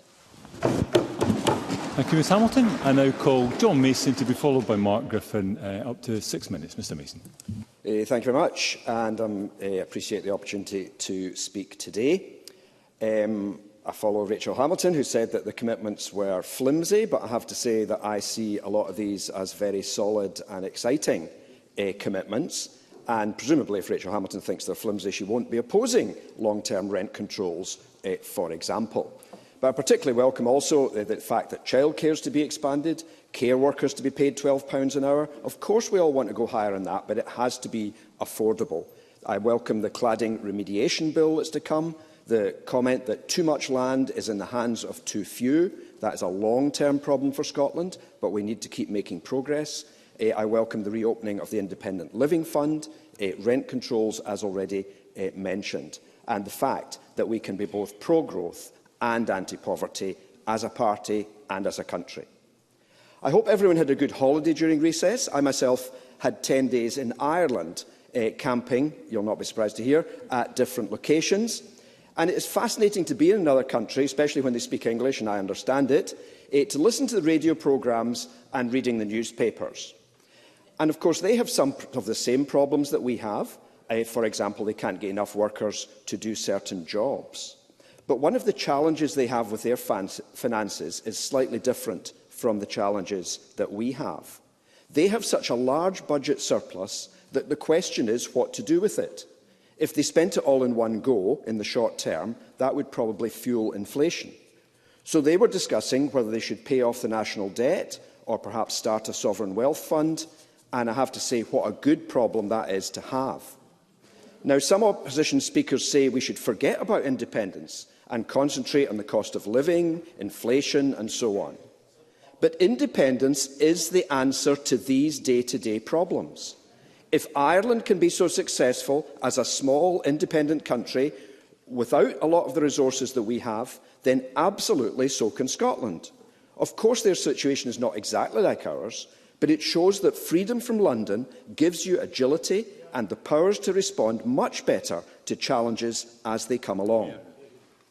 Of course, one of the challenges with any programme for government these days is whether Westminster may randomly decide to veto something it does not like.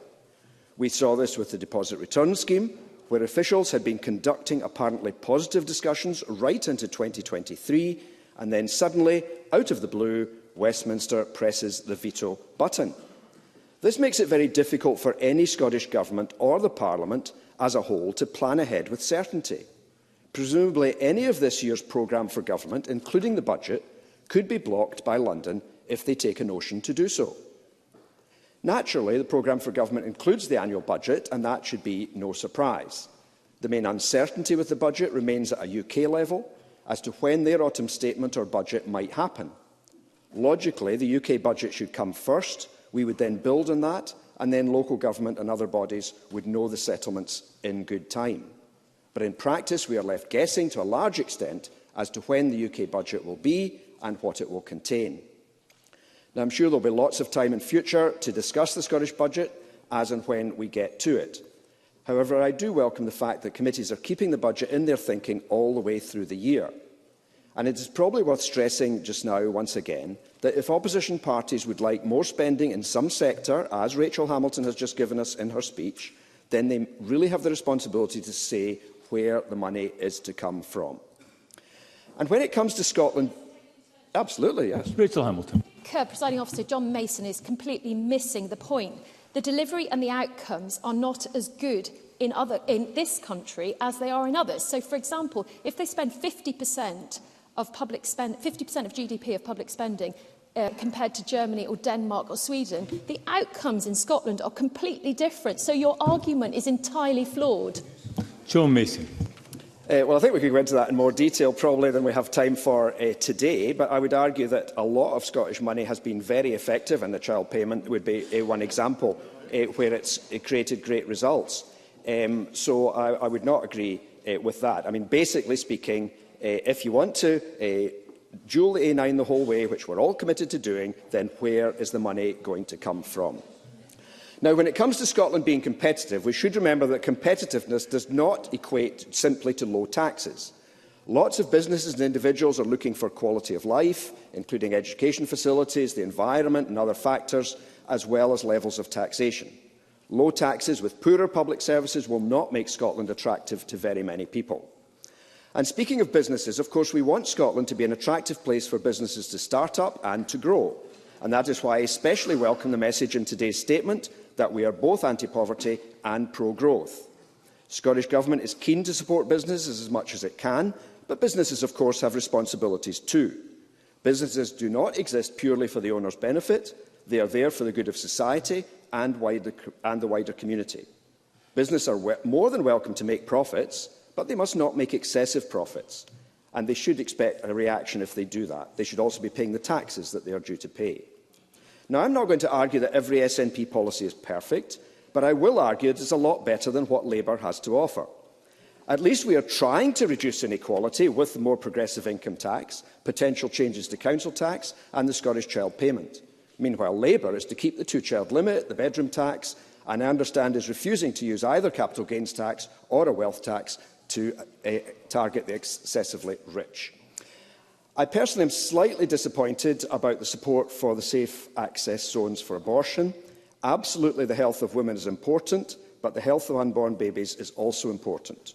But more positively, I fully agree with the First Minister's comments on toxic masculinity and positive masculinity and misogyny. So in conclusion, I think we can be extremely positive about this programme for government.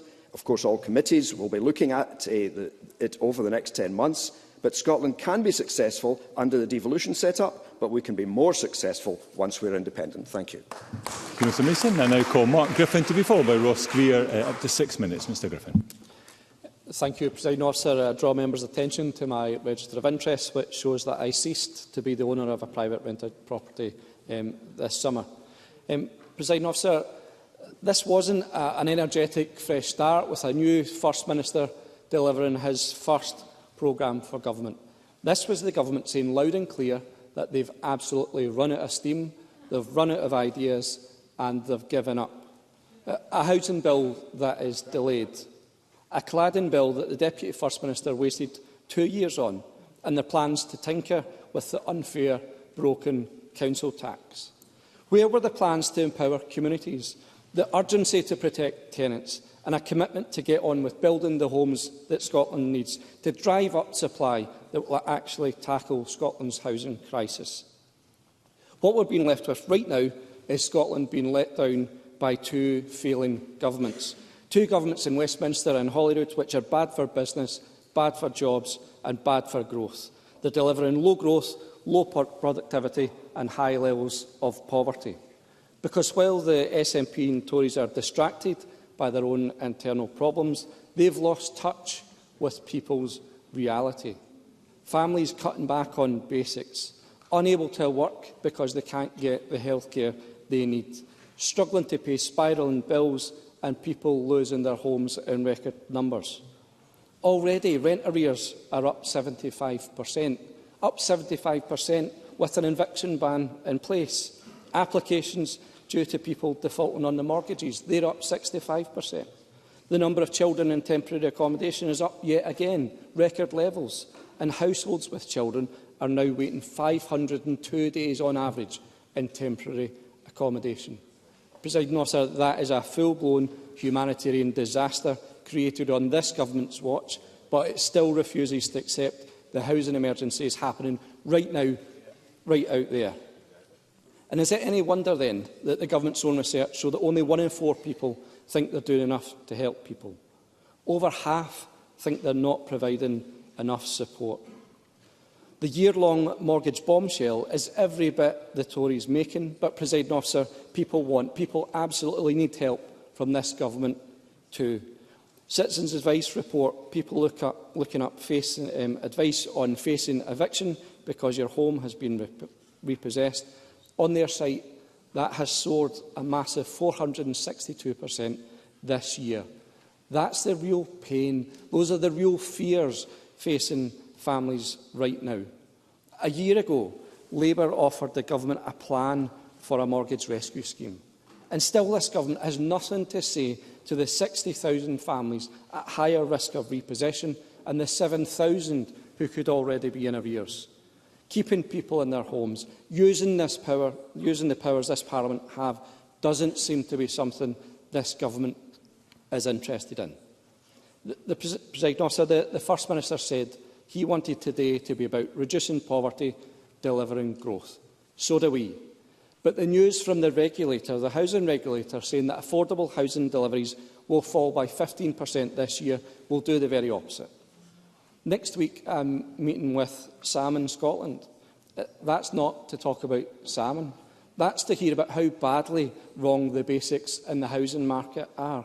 Because the lack of affordable housing is stopping the Highlands and Islands becoming a northern powerhouse, with workers able to live near their work, near their families, and it's causing island depopulation. If we ever needed an example for how bad for business, bad for jobs, bad for growth, bad for the economy that this government is, it's the housing crisis that we're experiencing right now. I will. Kevin Stewart.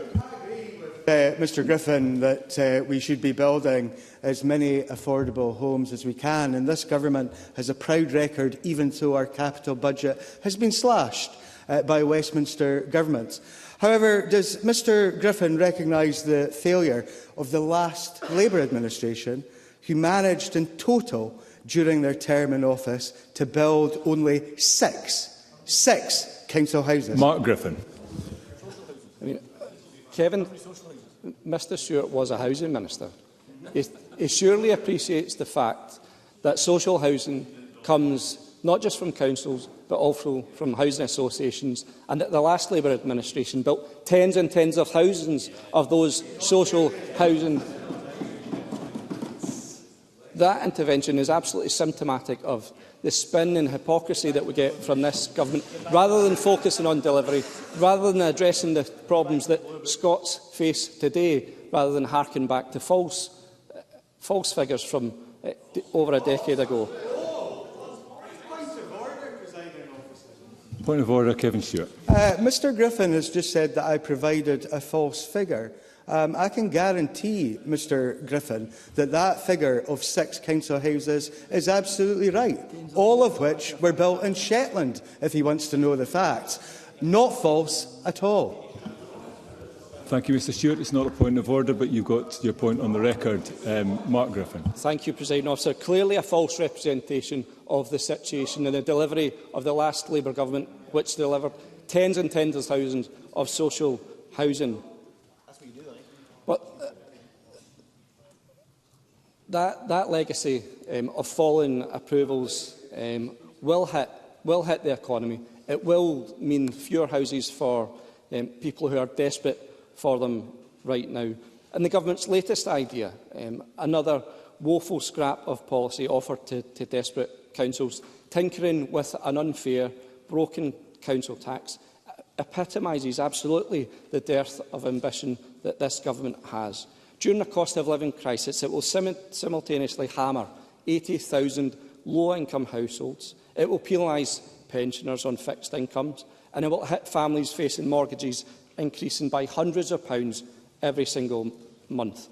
It's a policy that is the result of this government's failure to abolish the council tax, made worse by their failure to properly fund vital public services.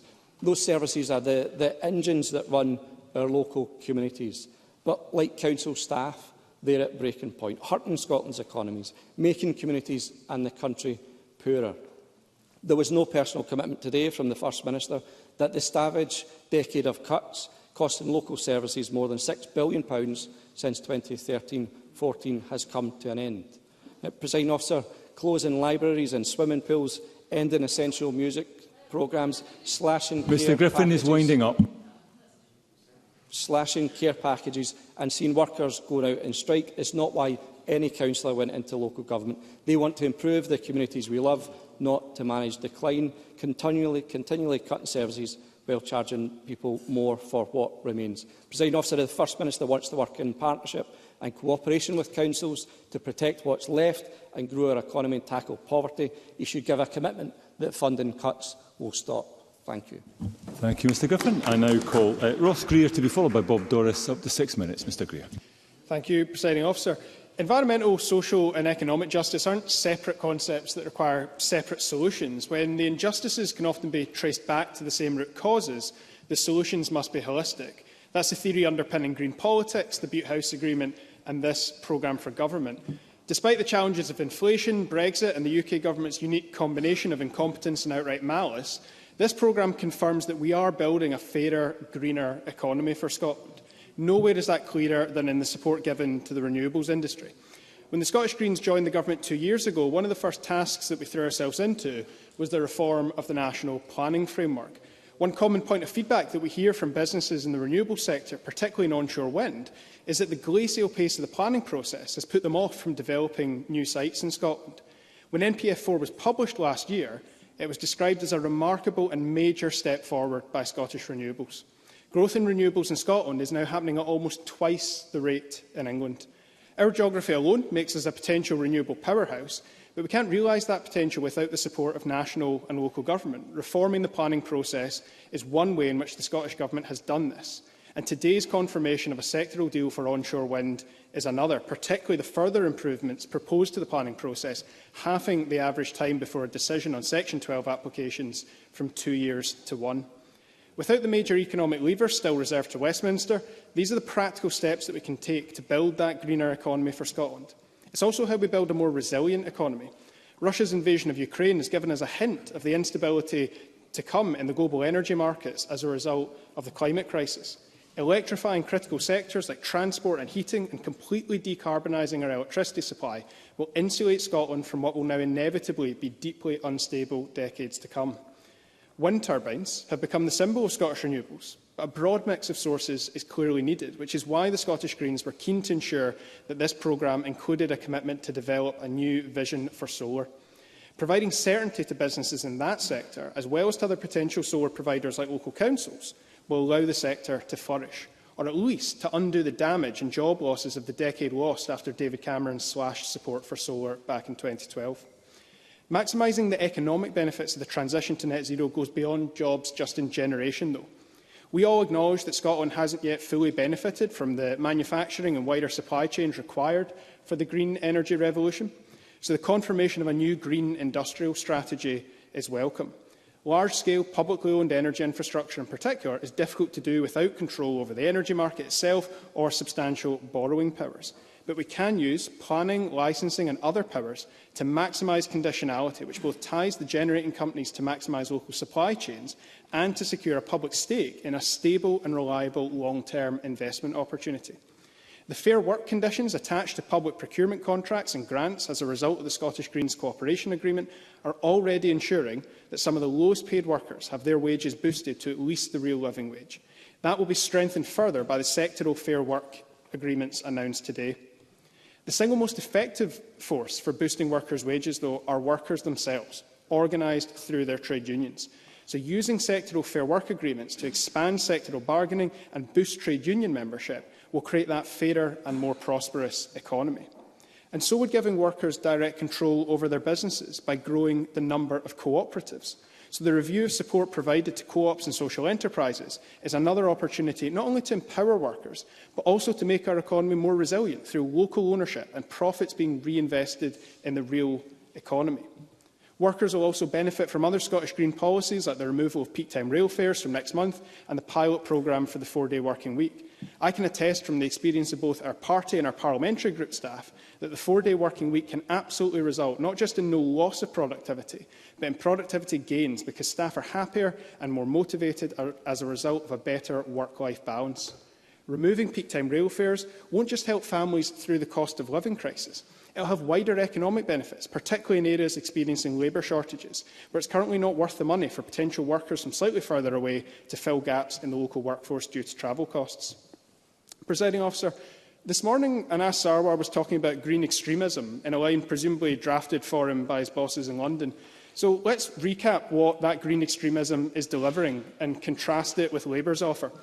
In government with our SNP colleagues, we're lifting 90,000 children out of poverty through policies like the Scottish Child Payment and mitigation of the Tories' cruel benefit cap. Labour, on the other hand, won't support removing that cap or even abolishing the two-child cap and the rate clause. Recognising that 2,000 to 3,000 disproportionately poorer and disabled people die prematurely in Scotland every year due to air pollution, we're delivering low-emission zones in our city centres. Desperate for the votes of Daily Mail columnists, Labour have abandoned their previous support for low-emission zones. And we are honest enough to say that lifting children out of poverty and tackling the climate crisis requires those with the broadest shoulders to pay a bit more.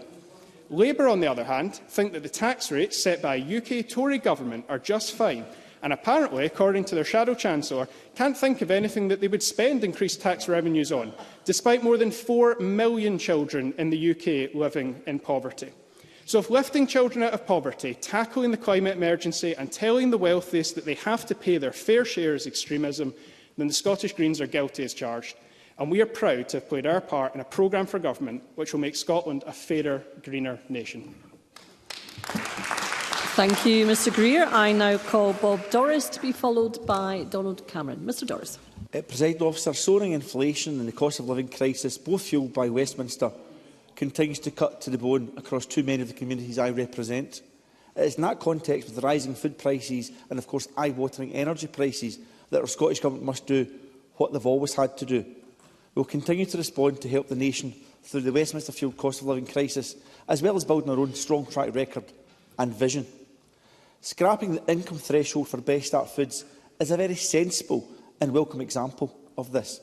A step that will help a further 20,000 pregnant mums and children up to the age of 3. That's on top of the 44,460 who received the benefit last year. I know how Best Start Foods and its sister payments, Best Start Grants, has benefited my constituents, so extending this is warmly welcome.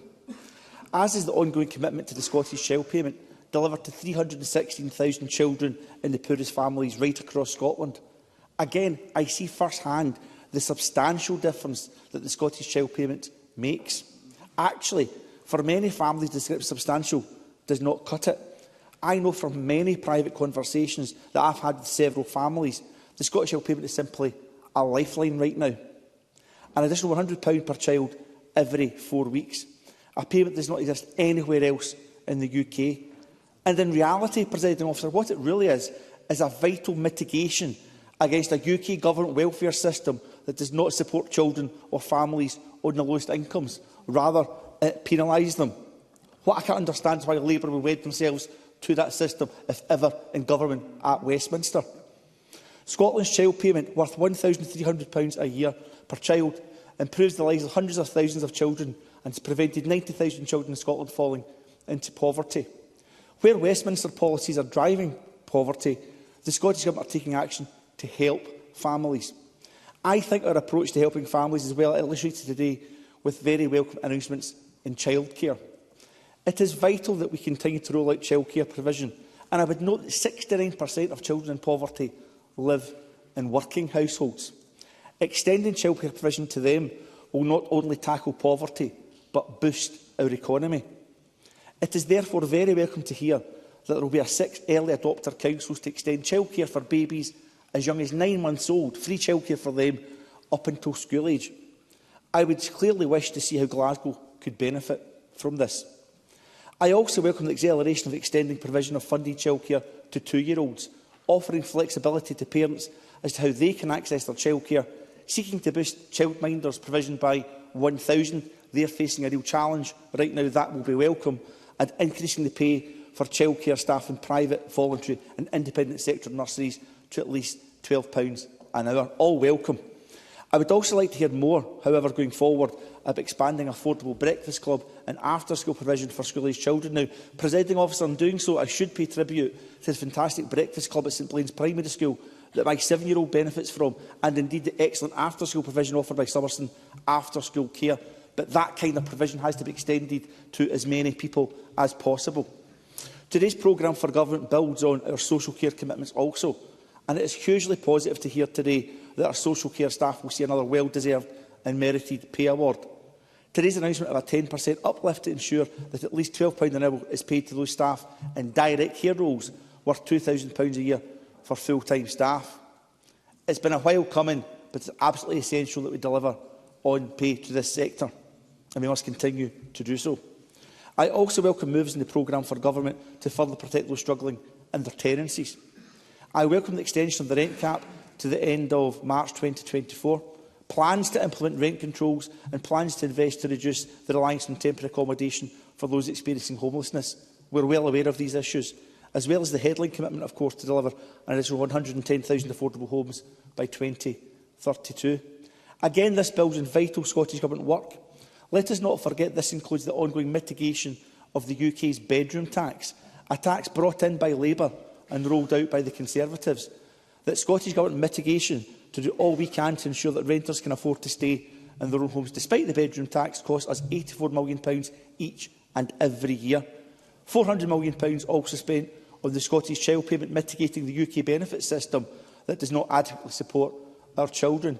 In total, Presiding Officer, the Scottish Government spends £3 billion each year trying to limit the damage caused by Westminster, whichever party is in government. Just think what more we could do if we didn't have to mitigate. Unfortunately, a whirlwind of UK Labour U-turns by Sir Keir Starmer means the need to mitigate Westminster decisions will only continue to drain Scotland's budget, irrespective of whether we have blue or red Tories at Downing Street. Despite the ever-increasing financial constraints placed on our Scottish Government, yes, I thought Labour would feel deeply uncomfortable about that. They should feel ashamed. Despite the ever-increasing financial constraints placed on our Scottish Government as a consequence of mitigations, I am pleased to see today several welcome progressive steps in the programme for government, which I am happy to commend to this chamber. Thank you, Mr Doris. I now call Donald Cameron to be followed by Sarah Boyack. And could I just, sorry, Mr Cameron, could we have less chat across the front benches from sedentary positions, please? Thank you. Donald Cameron.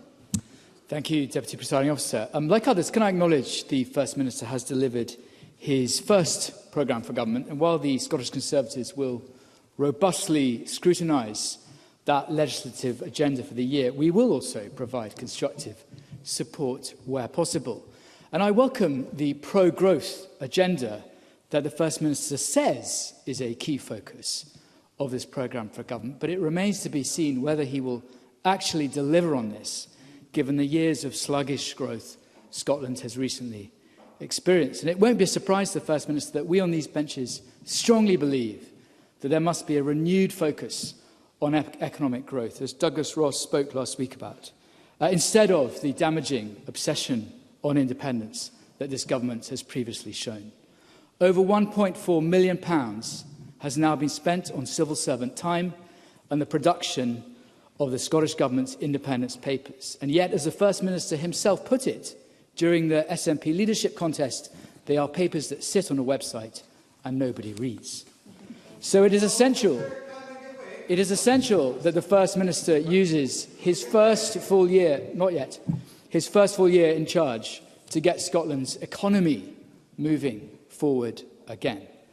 Presiding Officer, I want to focus my remarks on the Government's plans for Scotland's culture and heritage sectors, both of which have felt the brunt of the pandemic, as well as deep cuts in recent years. And it was disappointing that there is so little emphasis on culture in the programme for government, because aside from announcing a series of new strategies, well-intentioned no doubt, there is little in this document that will give the culture and heritage sector confidence that their cries for help have been heard. And I sense a real feeling of neglect about this sector.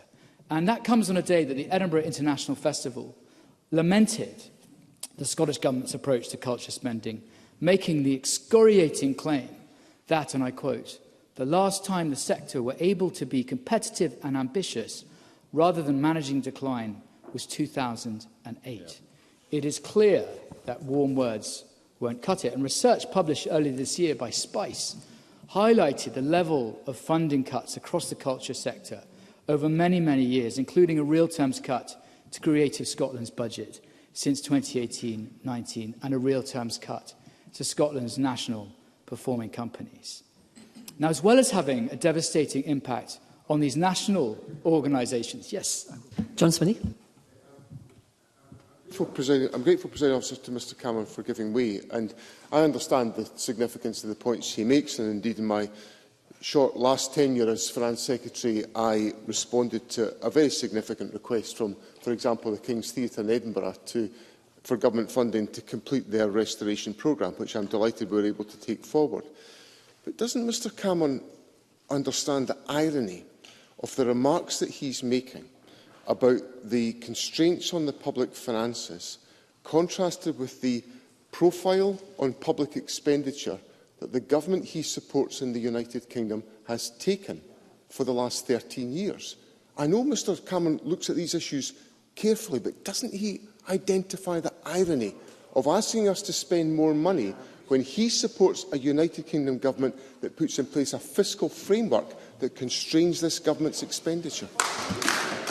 Donald Cameron, and I'll give you back some time. Thank you. Well, the short answer to Mr Swinney is this. The block grant funding for the Scottish Government is the highest since devolution began, at around £41 billion for 2022 to 2025. Now, that means for every £100 per person the UK Government spends in England on matters devolved to Scotland, the Scottish Government will receive around £126 per person in Scotland. And it's about choices. It's about choices. Now, as well as having a devastating impact on national organisations, this has a significant effect for the many grassroots local arts and culture groups across Scotland who face an uncertain future. And the effect of all this was highlighted perfectly by Karen Anderson, who's chair of the Workshops and Artist Studio Provision Scotland, a crucial organisation that works in providing studios across Scotland. She said this. She cited the Scottish Government's own performance indicators on arts and culture, and she said that they showed a year-on-year decrease on GVA of £79 million in real terms between 2019 to 2020, and that the employment in Scotland's arts, culture and creative industries was down by £10,000 on 2021. Now, undoubtedly, the pandemic has something to do with that. But Karen Anderson summed this up, stating that Scotland faces a cultural recession. Now, if ever there was a greater warning to the future of Scotland's culture sector, this is it. And the First Minister has to show leadership and face this challenge head-on. Otherwise, the long-term impact will be irreversible. Now, it isn't just these sectors that face an uncertain future. Scotland's heritage sector continues to face challenges. No more is this the case than in our historical sites. And it's welcome, of course, that the Historic Environment Scotland now receives more money than in previous years. But it hasn't resulted in more of Scotland's closed historical sites reopening to the public and to visitors. And the number of HES-managed sites, either completely closed or subject to restrictions, has rocketed over the last year from 60 sites to 90 sites. That's almost a third of Scotland's historical sites that are impacted. And that has a damaging effect on tourism, it has a knock-on reverberation on local business, and it harms our international reputation as a prime tourist destination, discouraging visitors to rural Scotland in particular. In conclusion, Deputy Presiding Officer, Scotland's arts, culture and heritage sector face a number of distinct and unique challenges born from years of underfunding. And while the programme for government acknowledges some of these issues, it does little to inspire confidence that the First Minister realises the problem to hand and whether he has a plan to address them. Decisive action has to be taken to ensure Scotland remains a leading nation in arts, culture and heritage, and the Scottish Conservatives will play our part in making sure that happens. Thank you. Thank you, Mr Cameron. I now call Sarah Boyack to be followed by Ben McPherson. Ms Boyack. Thank you, Presiding Officer. This programme for government serves as a reminder of all the things that haven't happened or have got worse over the last 16 years. It was briefed before today that this programme for government would take action on climate change. So we responded positively to the weekend story that the First Minister was planning a roundtable with party leaders to work together to tackle the climate crisis. But today, the First Minister is saying that other parties are abdicating their responsibilities on climate change. And that's a bit rich, given that just prior to recess, the Net Zero Secretary informed Parliament that Scotland missed the 2021 greenhouse gas emission reduction targets. So we urgently need to see the Scottish Government make much more progress on delivery. And both Audit Scotland and the UK Climate Change Committee have highlighted the lack of progress on delivering on climate targets, homes and buildings, transport and land. So we need action. And I just want to respond to the First Minister, because on oil and gas, the Scottish National Party have been all over the place. In January, the Scottish Government's draft Energy and Just Transition Plan confirmed that it was consulting on whether or not there should be a presumption against new exploration for oil and gas. When Labour set out our ambitious proposals to sprint to clean energy and deliver the climate leadership we urgently need with our Green Prosperity Plan, the Energy Minister accused us of turning off the taps. And then, in the wake of the UK Government announcement at the end of July on oil and gas licences, the First Minister said that the UK Government wasn't taking climate change seriously, and I quote, "The Scottish Government continues to believe in an accelerated just transition. Our future is not in an unlimited extraction of oil and gas." And then this week, the Energy Minister called for a nuanced approach on oil and gas licences. All over the place, but just one example of the lack of bold climate leadership and critically the delivery we need urgently from this government. And if you add in the cost of living crisis, well-timed, Minister, if you add in the cost of living crisis, last year's shocking £133 million underspend on retrofitting, it's absolutely clear this is a Scottish Government that has lost all credibility in being a leader in tackling climate change, particularly during the cost of living crisis. And although the First Minister talked about tackling poverty in his statement, the Government is not doing the heavy lifting to ensure that across the country we've investment to deliver the affordable warm homes that people urgently need. And if I quote from the Scottish Government's own figures, their estimate is that this year nearly 1 million households, technically 980,000 households, that is 39% of Scotland's households, will be in fuel poverty. So we urgently need action. There was nothing today that will begin to tackle that challenge. And it doesn't need to be like this. Yes, briefly. Patrick Harvey. I am grateful to the member for giving way. It's very clear that this government is already doing far more than any other part of the UK in the financial support that people need to retrofit their homes.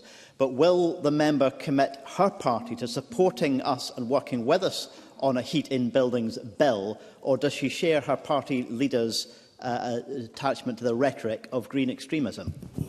Sarah Boyack. No, the whole point is it needs to be practical. It needs to tackle the cost of living crisis. And the problem we've got is that the two governments are A, not talking to each other, B, falling out when it suits them, but not delivering the policy. So there was a comment made earlier about community energy, which I strongly support. But you've seen local government absolutely cash-strapped for 16 years. And local government is critical in delivering the projects that Patrick Harvey's talking about. If you want to see community heat and power networks, if you want to deliver the cooperative opportunities in Scotland, you need to work with our councils.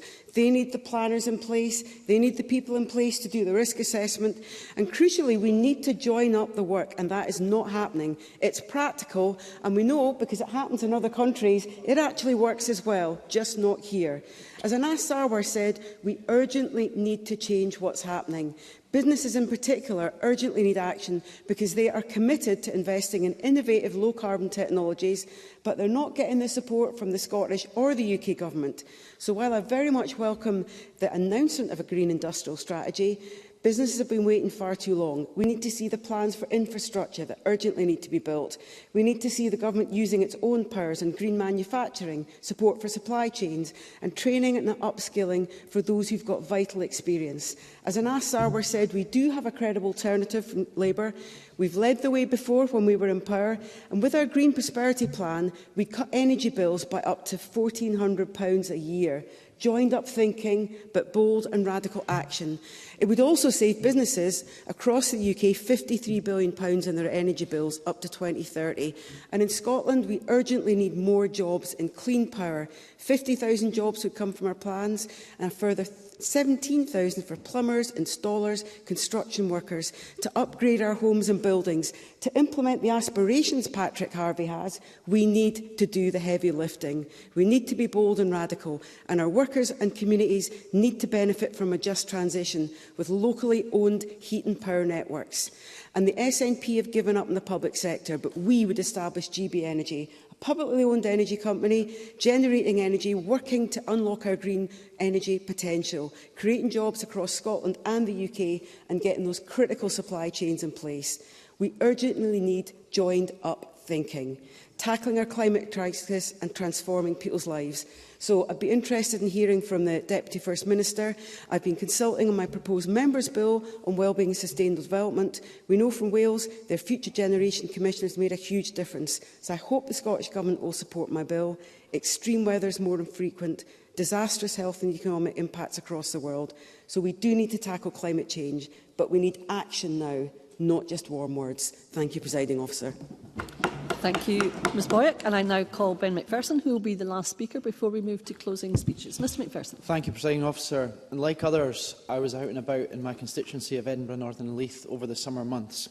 And there's a lot to be optimistic about, but also a lot to worry about. The challenges for households, as others have articulated, are real and significant. There's deep inequality in our country.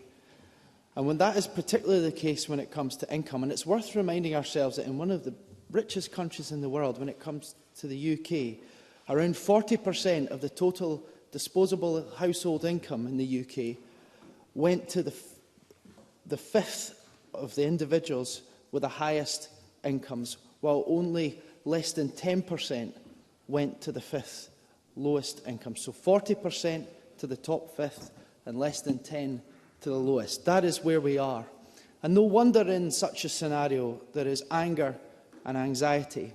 And our challenge, our collective challenge, is to make sure that that does not turn to apathy and that hardship does not turn to hopelessness. During these challenging times in this country where the UK is a poor society with some very rich people, our constituents are looking to all of us for support and security and positive direction, a government that is on their side.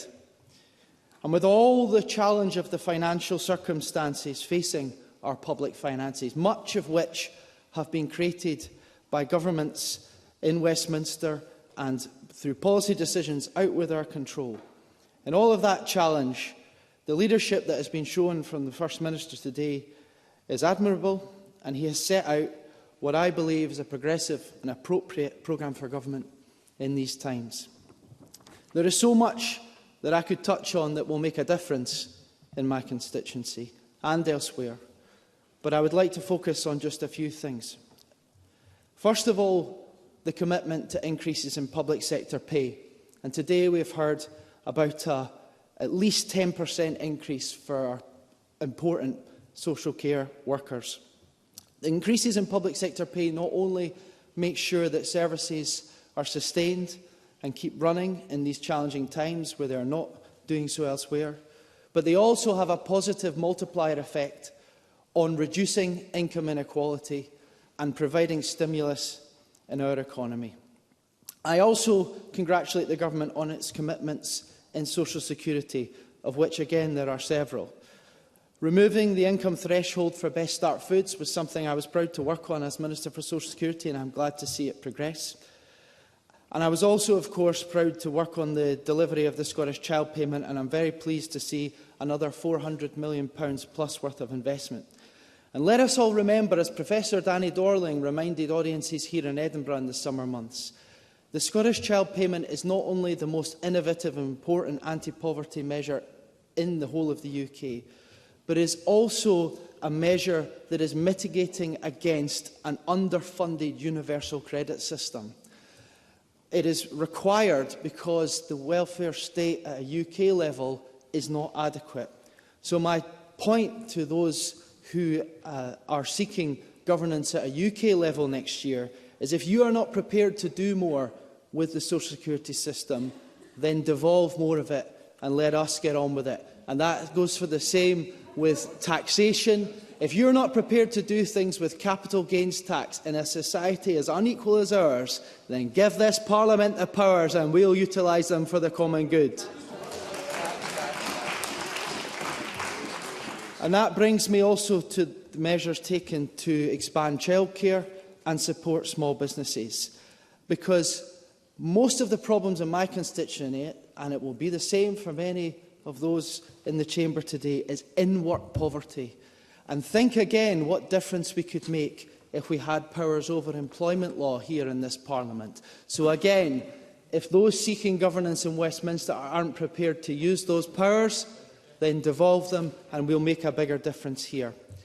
One area of challenge that I would like to touch on last, and it's important before I conclude, is that of housing.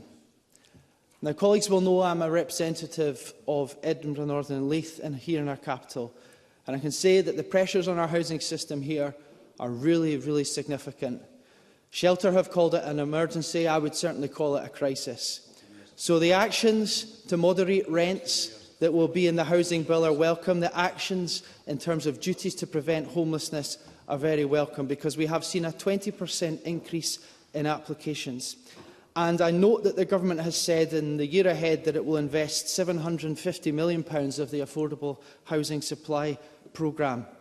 I would ask that, as important as it is to invest in other places, and I note the points about rural areas, please, if there are any projects from Edinburgh that can be prioritised, prioritise them. If there's any additional initiative that can be done with City of Edinburgh Council, then let's look at it collaboratively, because we really need to take action in the serious situation that we face here in the capital. I'll conclude, Presiding Officer, by saying this. We are in a new term, and as each of us walk through those doors, I hope we felt that privilege again. It is an honour to be in this place. It is a serious place, and we must rise to the big challenges, as one of the opposition members stated. The Scottish Government has set out its prospectus. It is robust, it is realistic, but it is also ambitious. People out there want us to be constructive. They know how serious these times are. So let's scrutinise, but not sensationalise that there has been this afternoon. Let's exchange ideas, but not exaggerate conflict when it's not there. There is so much work to be done. So let's get on with it for the common good and the benefit of all of our constituents. Thank you, Mr McPherson. And we will now move to closing speeches. I call on Michael Mara to close on behalf of Scottish Labour. Up to 8 minutes, please, Mr Mara. Thank you, Presiding Officer. It's a pleasure to close for Labour today in what has been typically and rightly robust debate, because this is a difficult time for so many of those who we are elected to represent. So in speaking to the good people of Dundee and to the broader North East, and when knocking doors in Rutherglen and Hamilton West these last few weeks, they did not wait for 22 minutes to mention our NHS crisis. It's the first thing that people mention on doorsteps across Scotland. The NHS crisis and our cost of living crisis. Wives and daughters, husbands and sons adrift on waiting lists. Cancer diagnosis delayed, lives lost or changed forever. Waiting lists, Presiding Officer, soaring to unheard of heights. Collapsing access to GPs, NHS dentistry that is little more than a myth to more and more and more. No real recovery, no real plan and no real hope. Because that's what a real leader would have offered today. When nothing is working as it should, people are desperate for hope and people are desperate for change. And the pay packet is increasingly gone long before the end of the week. Bills are continuing to rise and everyone, everywhere, is paying the price of Tory economic incompetence. So anyone watching Jeremy Hunt on the Laura Kuenssberg show saw him stating that cutting inflation from 10% to 5% puts 5 pence in every pound back in your pocket. Really, he's actually the real-life Chancellor, utterly clueless as to what inflation actually is, let alone how to deal with it. So, of course, the sooner we can get a general election and get rid of this shower out of power, the better. But after 16 years in government, the First Minister is now attempting to feign an interest in the economy. And the fact that his predecessor has showed no interest whatsoever means he does carry a toxic legacy. The well-being economy, of course, was the answer back in the spring before we all went off on recess. Now it's been expunged entirely from the First Minister's speech. Not a single mention in the speech, not one time. So the First Minister is interested in economic growth in the way that I'm interested in Dundee United winning the Champions League. I think it would be a good thing, but I haven't the faintest idea of how it would ever happen. Unashamedly pro-growth were his words, but absolutely nothing in the speech as to how it would ever happen.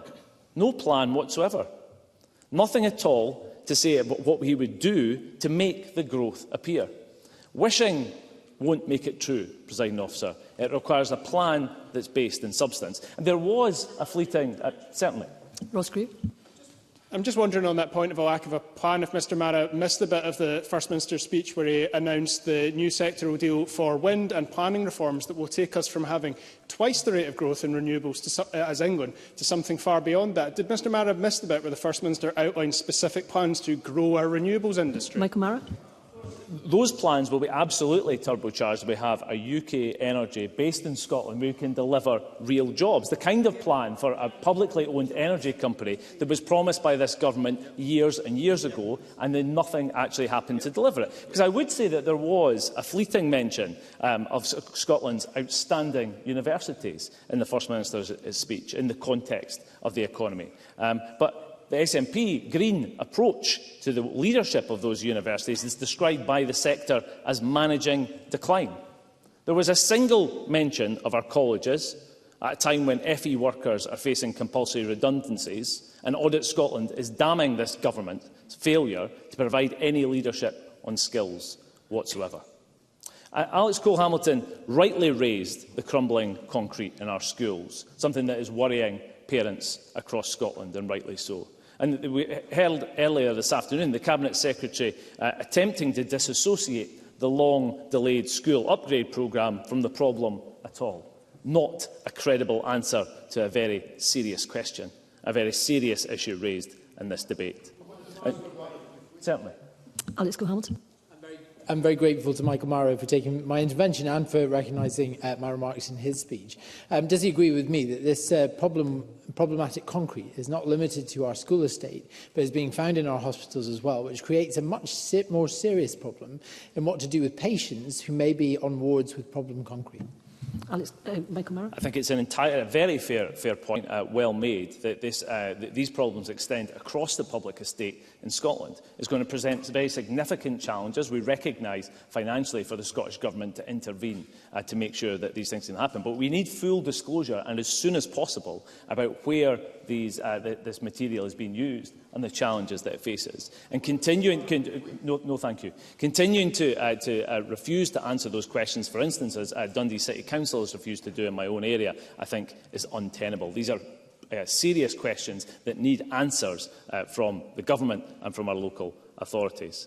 John Swinney raised the issue of childcare and the investment that has been made by the SNP government. And just yesterday, Paul O'Kane, MSP, led a Labour roundtable meeting of anti-poverty organisations that stressed the issue of the lack of access for poorer families and the need to increase action in that regard. And I would say to Mr Swinney that I think in my reading of the programme today, there are some signs of amendments to the programme that might actually begin to deal with some of those problems in terms of access. So I hope he would recognise that it is a challenge recognised by anti-poverty organisations, and that we need to see change to make sure that happens. Because we do need to get that right. Flexibility is key. The ability of a parent to take an extra shift in a supermarket or any place of work is absolutely critical if we're going to deal with issues of poverty. No, thank you, sir. I'm running out of time. There has also been coverage of justice issues. And the First Minister wants now to trial the wearing of body-worn cameras at a time when in the north east of Scotland we're trialling not investigating crimes at all. So when in power, the key to this is that you have to act. But we all know the political test that was set for the First Minister by his own admission today, and that it was necessary to take the chance to define his leadership as something other than chaos and incompetence. What would be new? What would show that they had risen to the moment? It's perhaps not the problem with today's relaunch that the problems it seeks to fix bear the clown's footprints of the First Minister's ministerial path to date. When it comes to the broken transport system, the broken justice system, the broken NHS, the truth is the guy who broke it can't fix it. He may have received the dreaded vote of confidence from his backbenchers today, but they all know, in reality, the writing is on the wall. How many more bad results can he withstand? Today's performance has done nothing to change the mood. Far more importantly, Presiding Officer, it does nowhere near enough to improve the lives of the people of Scotland who are crying out for change. Thank you, Mr Mara. I now call on Liz Smith to close on behalf of the Scottish Conservatives. Up to 9 minutes, please, Ms Smith. Thank you, Deputy Presiding Officer. It's our privilege to live in Scotland, a country that is rich in its natural resources, its landscapes and in the talent of its people. We are currently world-leading in some aspects of research and economic development, but we all know only too well that Scotland is nowhere near turning her full potential into a reality, such as the extent of the economic challenges facing us. Just a cursory look at the Scottish Fiscal Commission's most recent statistics and the analysis of numerous independent economic groups tell us the very gloomy prognosis that Scotland is facing long-term fiscal instability with persistent large black holes in the public finances. A serious demographic imbalance, which means that our working population as a percentage of the total population is declining faster than is the case in other economies, that our productivity and growth are both weak, and that we have nothing like the money that is required to pay for the projected spending for the foreseeable future. And may I say that the relevant statistics in this regard are set out at almost every evidence session of this Parliament's Finance Committee, today included, to the extent that the status quo is simply not an option. And it's not just a change to the policy focus that's required, but a radical change to the structure of the economy and its accompanying structures of government expenditure and taxation. To pretend otherwise is irresponsible, but also deeply damaging to our country. Now, the First Minister said that there is a relentless focus on growth.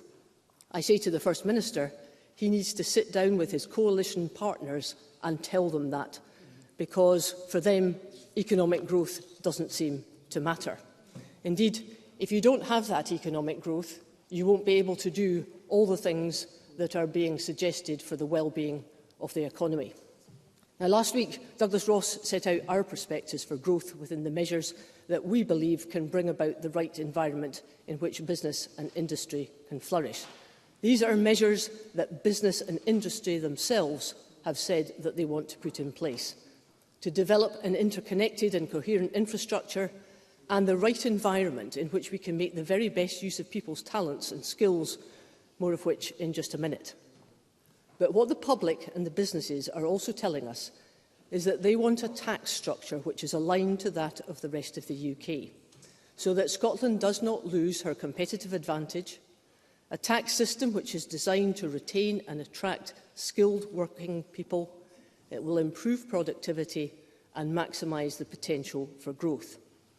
What they do not want is a Scottish Government that is hell-bent on making sure Scotland is the highest tax part of the UK, whether that is by increasing income tax on middle and higher earners or threatening large hikes in council tax. And I will in just a minute. And it's interesting that the Labour Party has now changed its tune on this, because I presume that it is finally recognised that if you do not get that economic growth and you do not get better public services, then higher taxes are not going to work. Mr Mason, was it? I thank the member very much for giving way, but would she accept that it is not just lower taxes which attract people or businesses to Scotland, but also the quality of the education and the environment and many the world-class universities and many other factors? Liz Smith. Mr Mason's quite right. It's not just tax.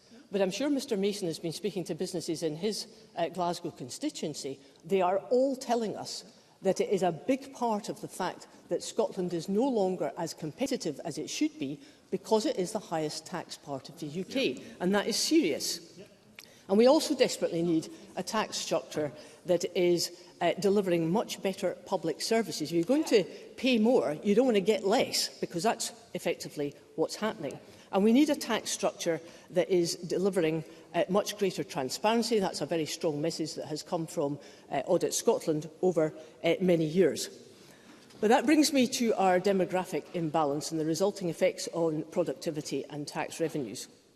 No country in the world is immune from these demographic pressures, but Scotland's circumstances are worse because of the fact that the size of the working population in relation to total population is declining at a faster rate.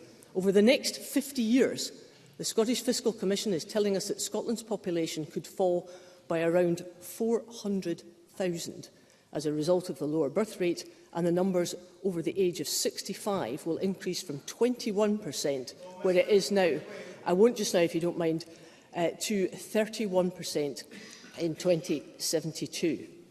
And as Professor James Mitchell has said, we have higher levels of taxation but less money to spend on public services because the performance of the Scottish economy is weaker than elsewhere. And to make matters worse, we have a higher percentage of people who are remote from the workforce, and also large numbers of people who, since COVID, have taken themselves out of the workforce. These are people with skills that we highly value and we desperately need, so that it's just another reason, I think, for focusing on policies that will encourage people back to the labour market. And I do welcome the child care policy. I won't, if you don't mind, I've got a lot to conclude on. For example, how ridiculous is it that in the current funding position in higher education, it is skewed against that? We have domiciled Scots desperately wanting to take up university places to study medicine, for example, but they can't get in because of the intense competition from foreign students who are paying extra fees which make them a more attractive financial proposition for our struggling... No, it's not rubbish, whoever said that. It's absolutely true. And if you listen to what the University of Scotland and many of the people who work in universities, it is absolutely true. And the trouble is, particularly in medicine, they go elsewhere and they never come back to Scotland. We need these people, we need their skills because they are highly valued. Now, I have to say I'm very attracted by what people like James Withers and Sandy Begbie have been saying, most especially about the need for a much more holistic approach to skills and training, one that is bought into by schools and colleges, universities and businesses, and a system which values skills across a whole diversity of the population and which values every institution, wherever they may be and whoever they may, delivering that training. And I think another aspect of the Withers reports are his reflections on the need for a change in the culture that is to deliver public sector reform, something that the Finance Committee has been concentrating on for a very considerable number of weeks now. Because he is clear it is not the complexity of the change that is the problem, but the lack of clarity and direction regarding government policy. And as a result, too many public sector bodies are working in their own silos, but without due regard to the bigger picture. So I think it's my firm belief that establishing a sustainable financial position for Scotland absolutely has to be the top priority, exactly as it is for the Finance Committee of this Parliament. And I repeat that the current position is simply not an option, since it fails to deliver when it comes to making best use of our precious resources. It fails to deliver better productivity, the right environment for growth, higher tax revenues or best use of our resources, our people. To continue with the current structures in the economy is failing to address the very serious concerns which have been set out by this Parliament. We desperately need to have a culture of innovation and entrepreneurship in business and industry, but we desperately need it too in this government. Thank you, Ms Smith.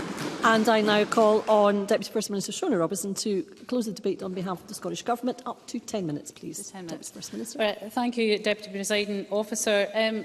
This year's programme for government shows how the Scottish Government will continue to support people and communities across Scotland to thrive and live more positive lives in a fairer, more equal society. The current financial situation is challenging. It's challenging for households, businesses and, of course, as many have said, the wider public finances. And I know that this is a worrying time for many. So within this context, the Government has published an ambitious anti-poverty, pro-growth programme for government, which will support Scotland's progress towards the fairer, wealthier and greener Scotland that we want to see. As the First Minister stated earlier, this Government will always support the people of Scotland to succeed, particularly when times are difficult. This programme for government demonstrates our commitment to prioritising providing support to those who need it most, and we will use every power at our disposal to protect the vulnerable in our society and to build strong, cohesive and vibrant communities. I want to turn to some of the points that have been made by members. I will only briefly touch on Douglas Ross's points because there's nothing much new in what he was saying. He did talk down our education system, despite the record numbers of young people entering our higher education system, particularly from poorer backgrounds. He also complained about the lack of affordable homes, despite opposing every measure to try and stem the loss of affordable homes, like the action taken on short-term lets and second homes. And then he talked about his bold economic plan, which really equalled tax cuts. And of course, it is absolutely right that John Swinney pointed out that on the anniversary of Liz Truss being elected into government with her disastrous mini-budget, that those lessons of Trussonomics haven't been learned, and what we're seeing is Rossonomics, that with bells and whistles on of a tax-cutting agenda that will cut public finances, and all of which we saw. We saw that with the Truss. I will in a minute. We saw that with the Truss government. We saw the impact not just on public finances that we're still feeling now, we saw on household finances as well. So the idea that Douglas Ross would put forward that proposition in the light of all of that evidence seems to me quite astonishing. I'll give way. Douglas Ross. To the Cabinet Secretary for giving way. If she would go back to what I was discussing in my speech, I made a very direct plea to the First Minister to answer a point in this programme for government. He has promised that his government, of which the Cabinet Secretary is the Deputy First Minister, will dual the E9 from Perth to Inverness. When will that happen? Deputy First Minister. Well, the First Minister laid out that today he confirmed that we've launched the procurement for the Tomatin Tamoy section as the next step in that work. You would have thought that that was something that Douglas Ross would have welcomed. And we will make further announcements in due course about the rest of the A9 dualling. I want to turn to Anna Sarwar. Will the Deputy First Minister give way? Yes. Before she turns to Anna Sarwar, I would like to point out that once again today, Douglas Ross gave us a plea for folk to support his right to recovery bill, a bill that still has not been published. And this seems to me not to really be a priority for the Conservatives, because their website quite clearly shows that their right to recovery section has not been updated since the 1st of September 2021. I wonder if the DFM would comment on that. Before I ask the Deputy First Minister to respond, I have a point of order from Douglas Ross. I'm grateful, Deputy Presiding Officer. I think it is important that the Chamber has all of the facts. I've been going through the Non-Government Bills Unit. I'm very grateful that they have now appointed Brodies as the drafters. I can only go as quick as that process. But what would speed it up would be for the Scottish Government to say they will back it 100%. That, of course, was not a point of order, but the member has made his point. I call again the Deputy First Minister. Well, look, in the spirit of trying to be helpful, as a number of ministers, First Minister himself, has said to Douglas Ross that we want to work across this chamber to tackle what is a very serious issue. But we need to see the bill. And when we see the bill, we will address whether or not there are elements within the bill or the bill that we can take forward. So I just leave that there. I want to turn to Anna Sarwar. I'm maybe a bit old-fashioned, but I think we should actually wait to see the results of by-elections before declaring victory of them.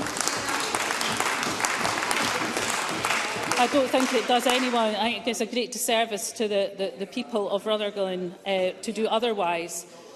Anna Sarwar says that this government focuses too much on social policy. We make no apology for focusing on social policy that has lifted 90,000 children out of poverty. We heard a number of speeches from Labour benches talking about we need to do more, we need to go faster. But Anna Sarwar wants to keep the bedroom tax, the two-child limit. He wants to make the rate clause fairer. He wants to turn his back on progressive taxation. He wants to back off environmental policies. How does any of that help to either address poverty or the environmental crisis facing this planet? The truth is that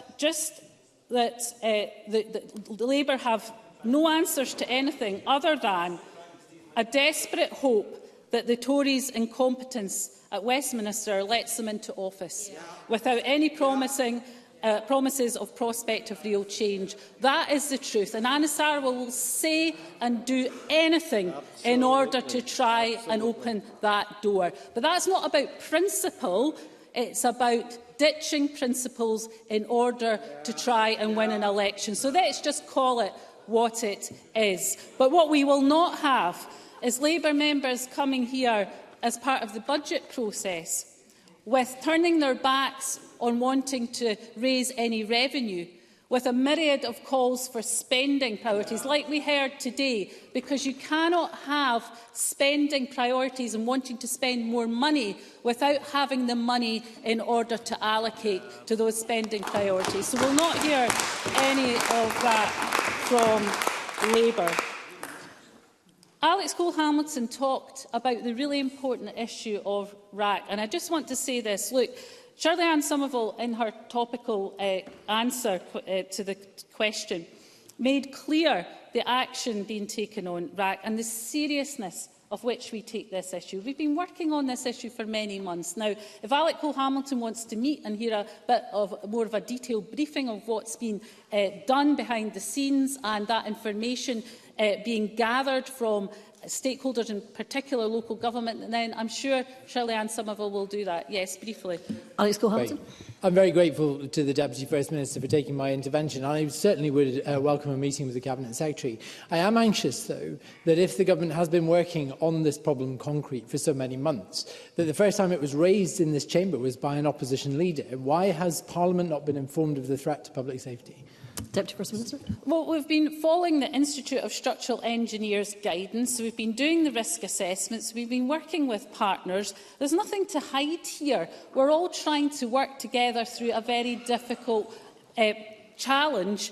And, of course, we'll keep Parliament updated as we gather that information. But we should be trying to reassure people, and I'm sure Alex Cole-Hamilton will want to join with us in doing that. John Swinney was right to talk about the key issue of childcare and the important role of childcare in boosting economic growth. It is a single intervention that can absolutely not just tackle poverty, but can help parents back into work and indeed to secure more hours and more secure employment. It is absolutely vital, and of course it is at the heart of this programme for government, and it builds on the work that we have done, supporting the 30% of the poorest families who are better off by £2,000 due to the choices of this government. So for those who say there's nothing in this to tackle poverty, the facts do not support that proposition. We have shown by our actions where our priorities lie, and yes, it is addressing social inequality, it is about social policy, but it is also about economic growth. And on that point, Rachel Hamilton talked about the issue of R100, a really important part of our investment in our infrastructure. But despite telecoms legislation being wholly reserved, we are investing £600 million in R100 to make that change happen. On affordable housing, again, absolutely critical, not just in tackling poverty, but in terms of economic growth and boosting growth as well. We will invest £750 million to support the delivery of affordable homes. We have already delivered 110,000 affordable homes, and we will deliver another 110,000 by 2032. So we have a good record to report on in terms of affordable housing. We'll also invest £60 million of this to acquire empty properties to use as affordable homes. Ross Greer was absolutely right about Fair Work principles attached to grants and contracts, and the sectoral Fair Work agreements announced in today's programme for government builds on this, and that is hugely important. I want to end on the point that Liz Smith made, if I can just do that. Liz Smith made a number of important points, as she quite often does. She's one of the more constructive members of her benches. I know it's quite a low bar, but I would say that she definitely is. And she talked about the challenge in the public finances, and she's absolutely right. And of course, we will continue to set out that challenge, not helped, incidentally, by the real terms cut in both resource and capital budgets coming next year. But in terms of that medium-term financial strategy, we absolutely need to take the action. And part of that is about reform. Part of it is about modelling the public sector in terms of the needs over the next 10 years and to make sure it delivers in a way that is efficient and delivering for the people's priorities. So we will do that, and if we can get support across this chamber to do that, then we will. And of course on tax, I am chairing the tax strategy group, working with experts to make sure that we land in the space of having a tax system that is progressive and is fair. So let me end on this note of consensus. I am keen to work with anyone across this chamber. In tough times, we don't have all of the answers, and we want to work across this chamber where there are good ideas and suggestions. We will listen to them. But what we won't do is have Scotland talked down, have our public services talked down. We will continue to invest the record levels of investment in our public services because the people of Scotland deserve and expect nothing less than that. Thank you, Deputy First Minister. Point of order, Cabinet Secretary Michael Matheson. Point of order, Deputy Presiding Officer. During the course of the debate earlier on this afternoon, Mr Ross, during his contribution, stated, and I quote, "I mention Mr Matheson because he has refused to meet with GP campaigners in my local area, and I had to write to him several times on this matter." As Mr Ross says, it's important that the Chamber has